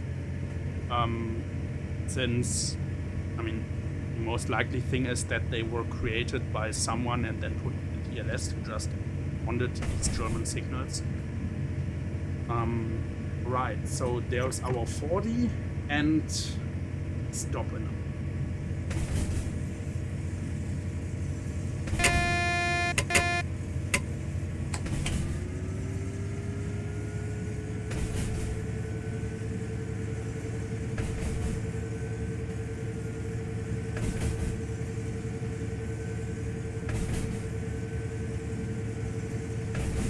what I also hate about the Niedertalbahn trains is that basically all the turning loops at the end of the main lines and in Bad Vilbel are there but are disabled because the track isn't connected, and they put like a little stop signal on there.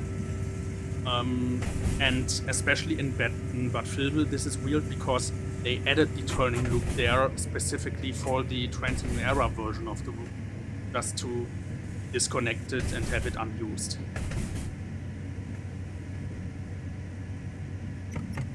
Alright, there we see one of the modern liveries of this train, though that one is just from the Creators Club, so it's the user rate to generate.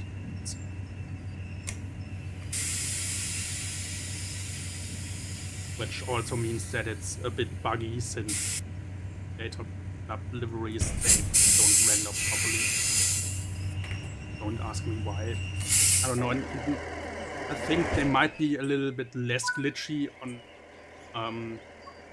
NVIDIA GPUs, but since I got an AMD GPU,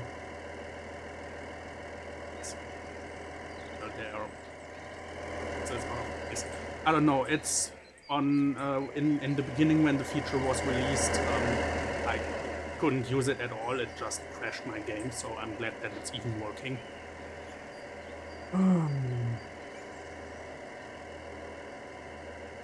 To me, that feels like the result of having a creative team with communication issues.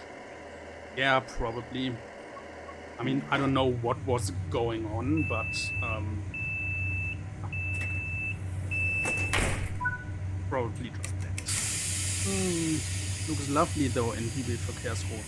Yeah, I mean it's the livery I took this train in for several years, so not perfect. Oh, and one could be scratched off a bit. Yeah, I guess. When the signal gives... Is the brake still applied? The brake is still applied. When the signal gives a speed restriction, should it always apply from the signal or at the junction? Speed restrictions always apply beginning at the signal. It's just that Train Simulator, or I guess Transim Classic at least applies it, but it doesn't show it in the 2D view of the track. Transim World just doesn't apply the limit until you pass the switch. Yeah, Trains is... In Trains it depends on how well the assets are scripted. But yeah, in Germany the limit always applies at the signal, and it applies until for the entrance signal or a signal within a station. It applies until you have passed the next signal with your entire train. If it's the exit signal of a station, it applies until you have passed the last switch track. And of course, LZB is different because LZB does have the option to only apply the limit when you actually pass the switch that hires that limit. But that's pretty complicated of which LZB configurations can and cannot.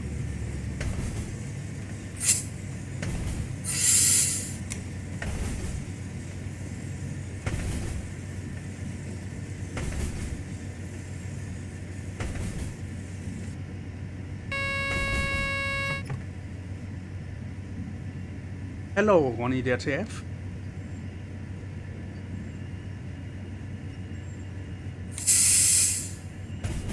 And I do... Oh, and there was a path next to it. Lovely. Yeah, this route is really beautiful.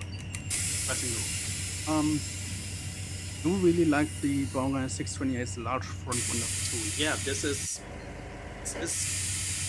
really good visibility that we have here.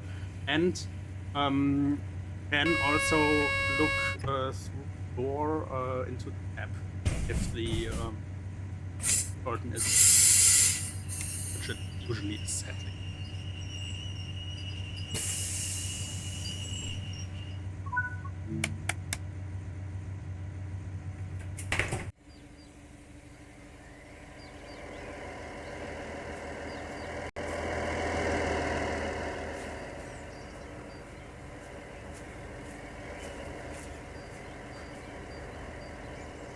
They're advertising Berchtesgaden. I don't know.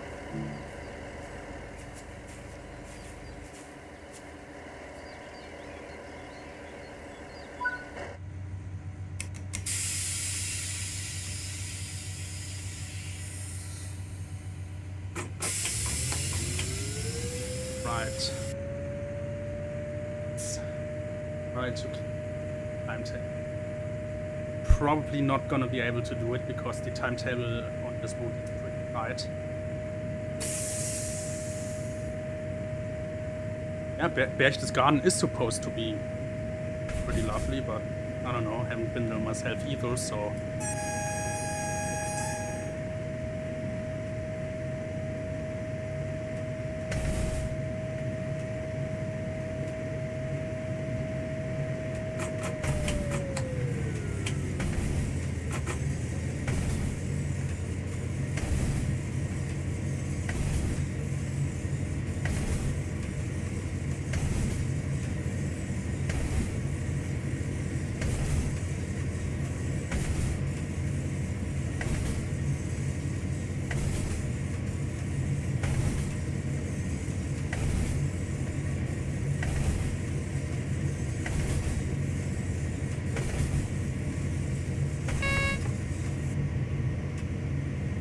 So it wouldn't be, yeah, it's not that far anymore.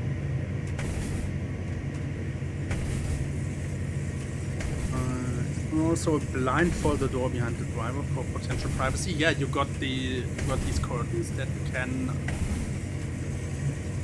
for privacy. Other than that, this train, I mean, curtains should be enough, but other than the curtains, there isn't any.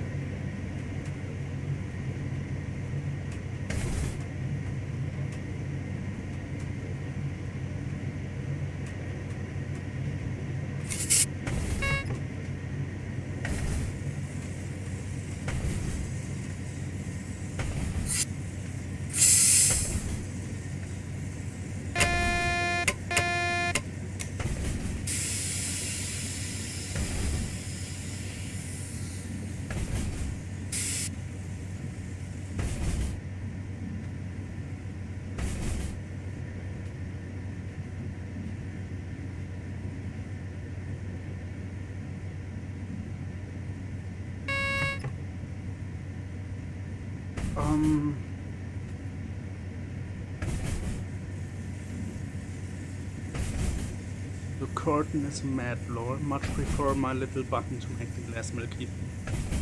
Yeah, ICEs make it a bit easier, though there's still the special rules on how to behave up there.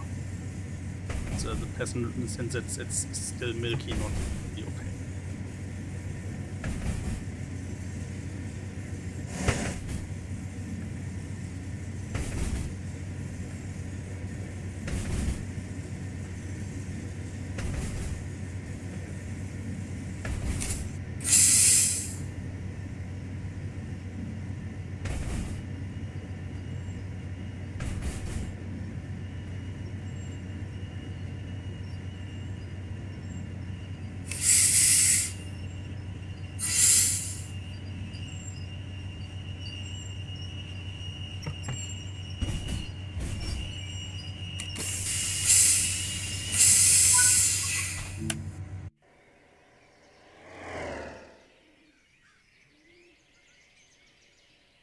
One, two, three, four, five.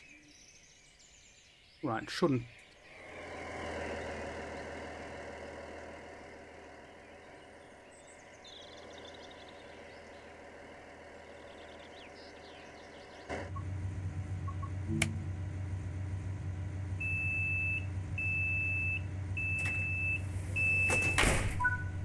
So what is that metal card sticking out of the dashboard underneath there? It's related to the running system.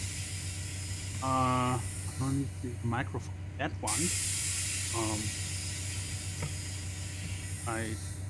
That doesn't seem to serve any function, I think. Definitely not any isolation. I know that much.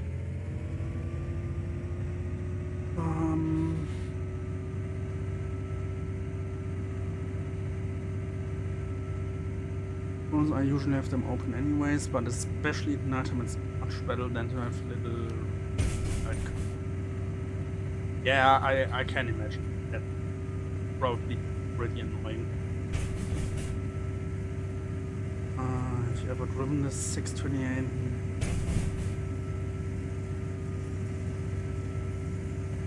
Yeah, they have curtains as well. Though, is the 423 also?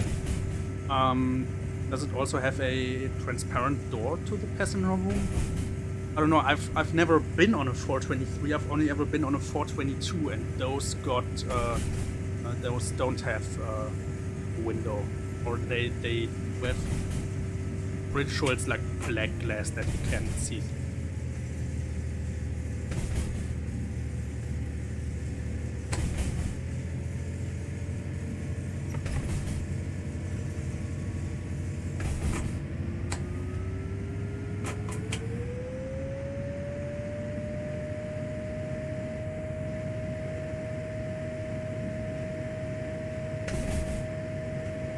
Possibly the flap above the dashboard is a customer. Yeah, it does look like something that's... Oh, yeah, right, it's probably to adjust the this little blind here to stop the light from shining on. That's probably what it's for. At least from what it looks like. You have sort of shutters to pull down on the... Same on the, of course, but it's a little light that comes through. I'm pretty sure that the 422 got like non-see-through glass doors to the cab, though I'm not entirely sure on that. It could be only one that the new green ones have that got the VRR redesign. Not sure how it is on the old ones because I haven't been on any of them in years since they only go on the S5 and S6.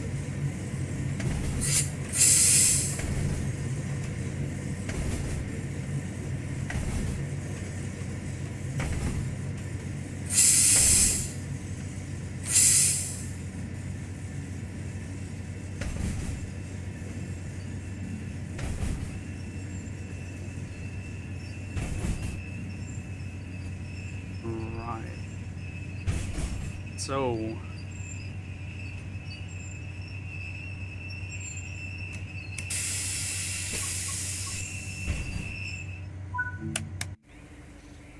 so this is Kilianstetten. I know that in the trains version of this route, this is still a dual track station.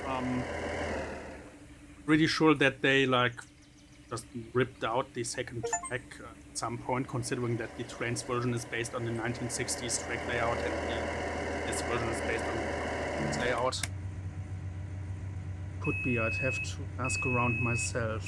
Do this for a living as well then? Yes, I do, though I don't do it on the 422. I only take that train to get to work. No, I actually drive ICE trains as well. DB Fernverkehr Dortmund. Though I'm still in training. Really loving all these 628's braking squeaks and rattles. Yeah, the sound of this is pretty good. It's pretty realistic. This is exactly what the 628, what I remember the 628 sounding like in real life, since of course it's been a couple years since I took my last ride on it. But yeah, this is sound-wise pretty damn good. I see. I'm Munich-based. Ah, nice.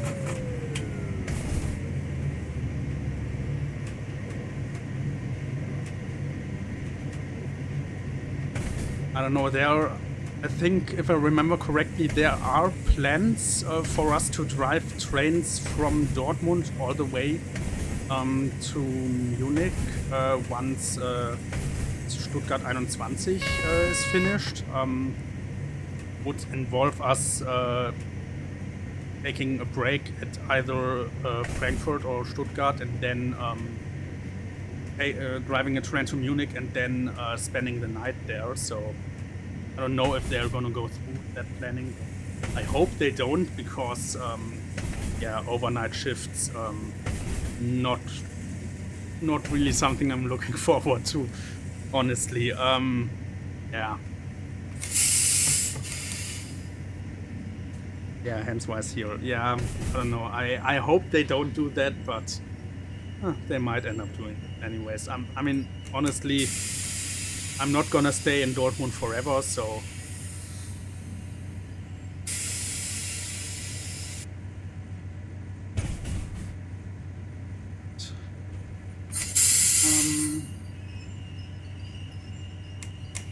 did break a bit.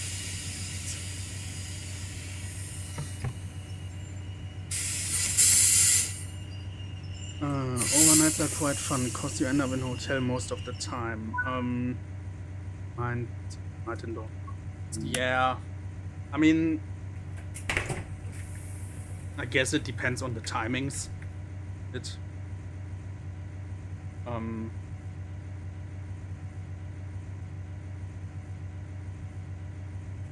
I have a question. Whatever happened to the fake Hanswasser? We do not talk about the fake Hanswasser.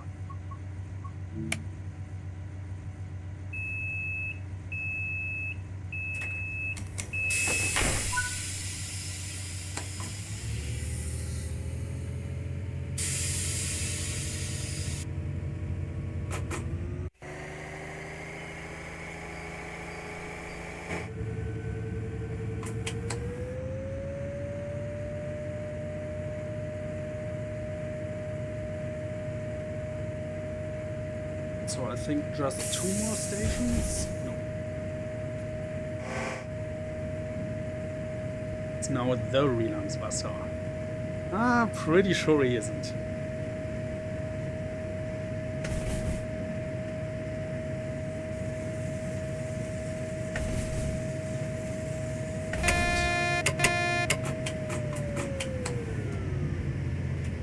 Schöne alleinstehende Vorsignaltafel hier.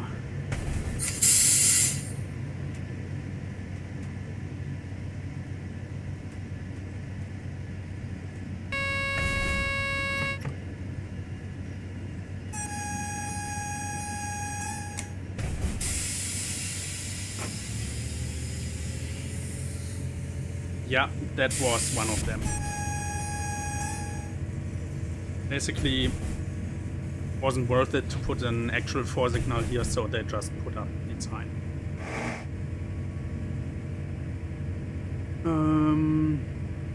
I am currently in the 2nd year of my apprenticeship, going into the 3rd year of the beginning of next month.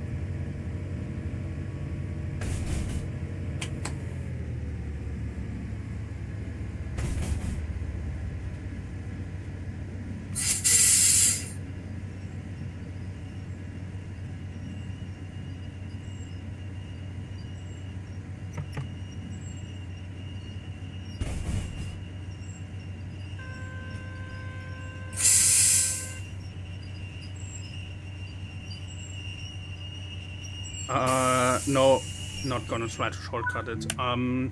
We got some colleagues from DB Cargo in the Berufsschule, and I think some of them will shortcut, we won't.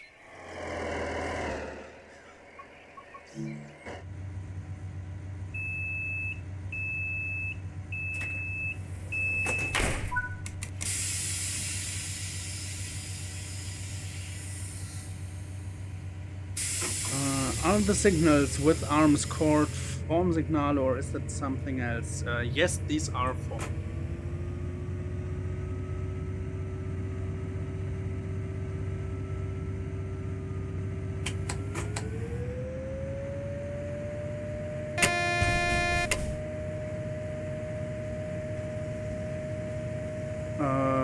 Ja. I'll head for Strecke. Yeah. Or at least that's what I'm currently planning to do.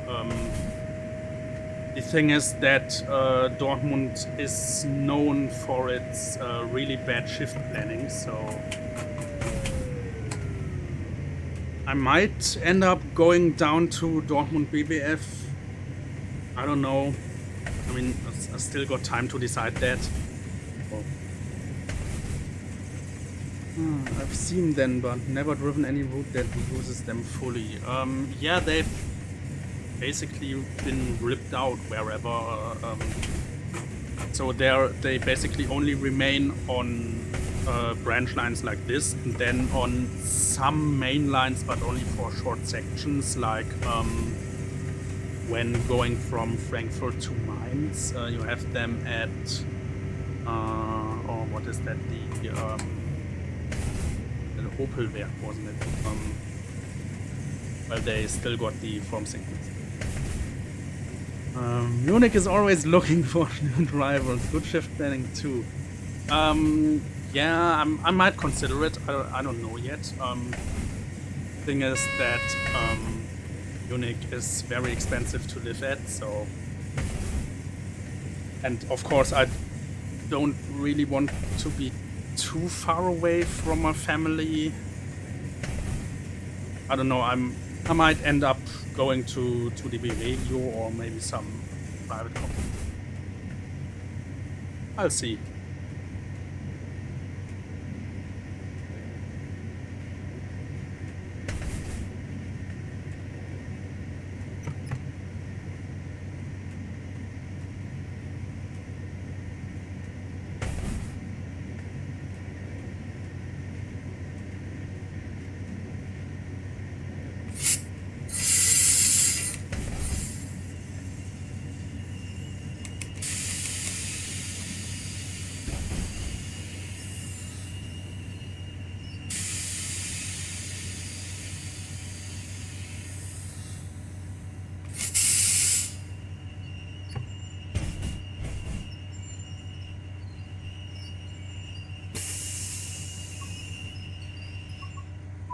Your message arrived, Paradise.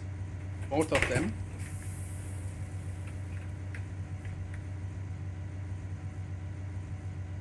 Is something wrong with the stream?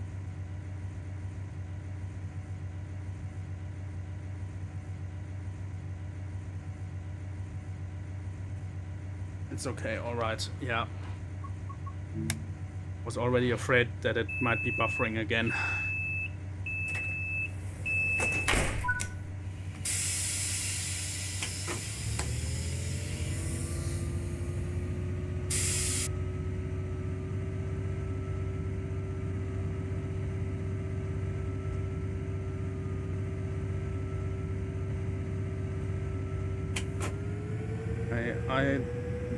Do I want to message? I don't know.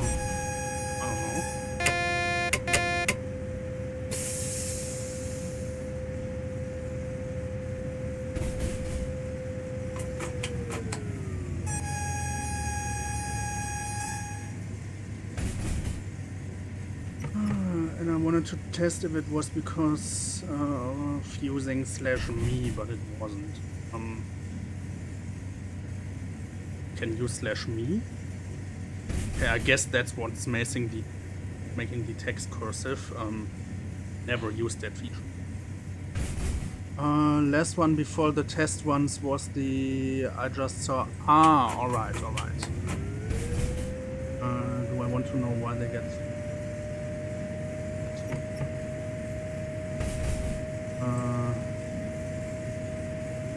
And in my S-Bahn days, I used to burst these 628s because they're running on the same line bound time and take ages to accelerate.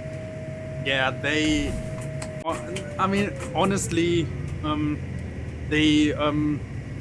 I used to ride the 628 several times a week from Duisburg Central to Duisburg-Bissingheim, and they usually kind of managed to hold the timetable, but they weren't good at it. And then whenever the 628 unit broke down and we got one of the 426 electric multiple units, like, that thing was never late, since it like accelerates 3 times as fast.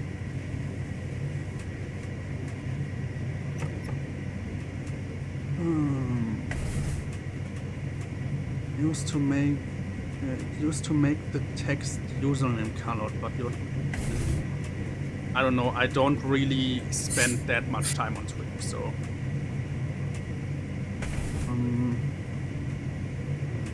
we kind of trends are usually kind of on time, eh? Well, it depends. So if you have trains that have the entire line for themselves, then they are on time most of the time, but especially trains going along the busy main lines, you might have times where they are alright, and then you might have them come late 10 days in a row. That's just how it is. Especially with like some of the really long journeys, like the ICE 618 that starts at midnight in Munich and then arrives in Kiel at like 11:30 in the morning, or not even in the morning anymore, it's already almost noon at that point, and that one is like on time once a month, and then like rest of the time it's late every single day.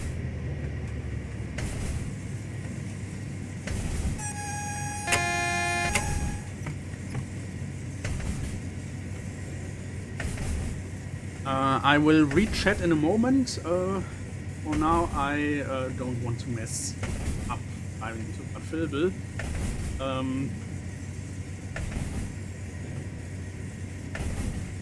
Because I don't really want to test the strength of the buffers, assuming we're going into that track.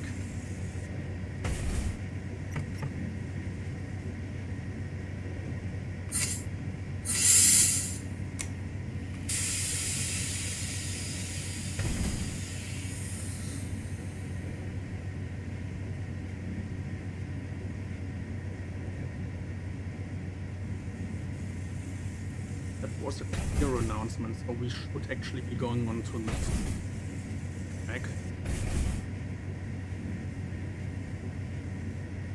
We gave us the 40 then.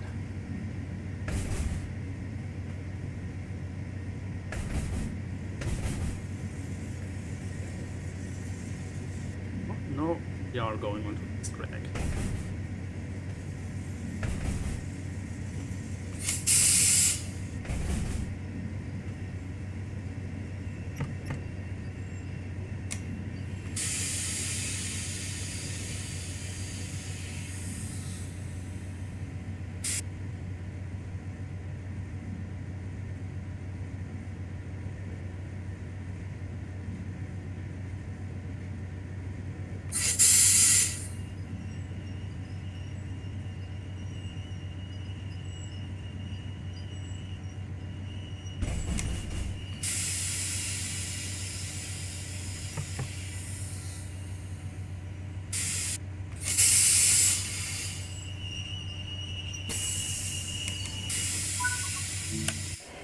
Alright. Okay, let's read chat. I don't know if this is also a thing in Germany or not, but here in the UK, if a train's delayed, you'll get station announcements telling people the reason why the train's late. Yeah, you do have that here as well, just that the reasons are usually wrong.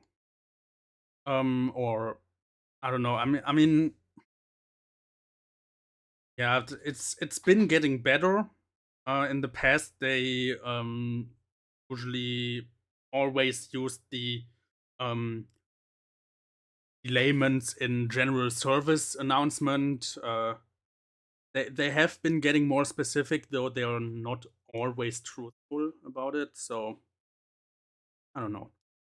On scale of 1 out of 10, how effed is the Ruhrgebiet timetable? What's current? Don't get me started on that. Don't get me started. I mean, you probably don't hear much of it down there in Munich, but the VRR has been going crazy, and we now have 2 RE trains and 1 RB train as part of the S-Bahn Rhein-Ruhr network. And it's fucked up. It's just they've gone crazy. They've gone fully crazy. Solution to overpriced housing, München Mietskaserne. Well, I guess BR618. Oh dear God, those things. Oh God, yeah. No idea who thought this was a good thing. Honestly, I don't know. I don't know what the engineers at Alstom smoked, but it's not healthy. Like these guys have consistently been building the ugliest trains that Germany has ever seen. They built the Coradia Artear, which I've seen the other day. God, that thing is ugly. They've built this thing, which is, oh my god. Well, anyways, you can always choose the bridge. Yeah. I remember seeing them in a picture book once, since never saw any real pictures. I thought the illustrator just made it up. No, the 618 was real. Yeah, for whatever reason, they decided to actually build that thing. Though I think they only ever built like a couple of prototypes, which is good. Because honestly, yeah, like people would be getting blind if that thing was really driving around. You rather tunnel or bridge?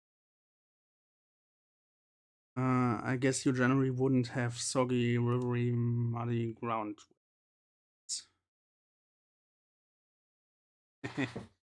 I mean, I always pray my trains come in Essen, stay sort of on time, but that doesn't always work.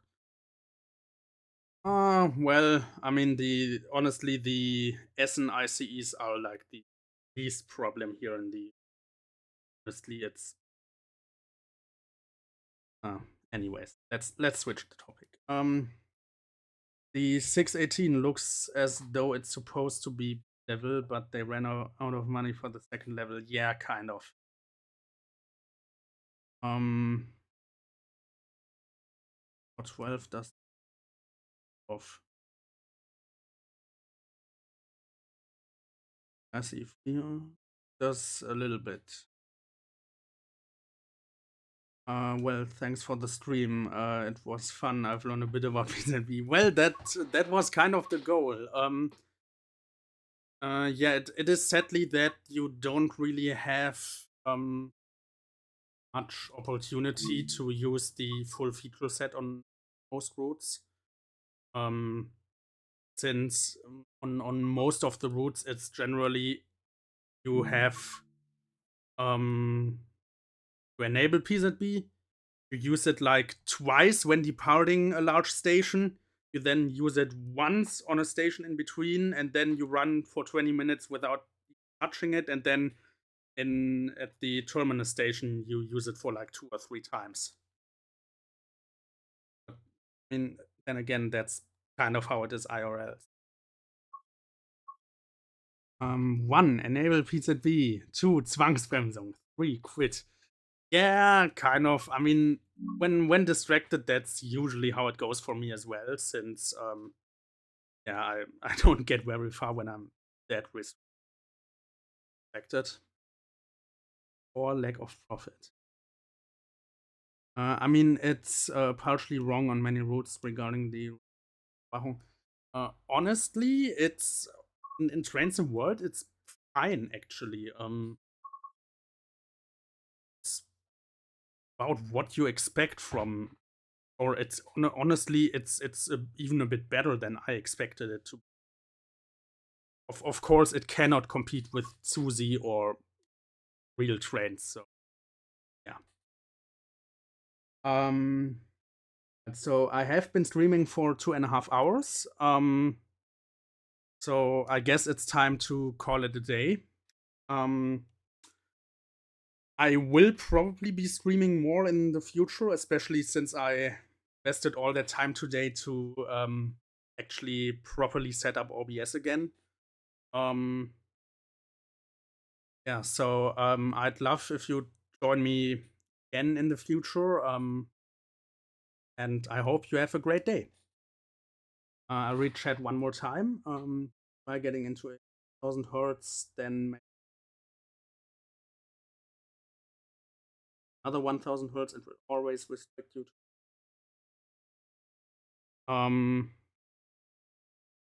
Yeah, I guess in that aspect it is wrong. Though I mean, other games, especially Transcend Classic, got way worse problems with their PZB. So yeah. Bye bye everyone, take care, and I hope you have a nice day.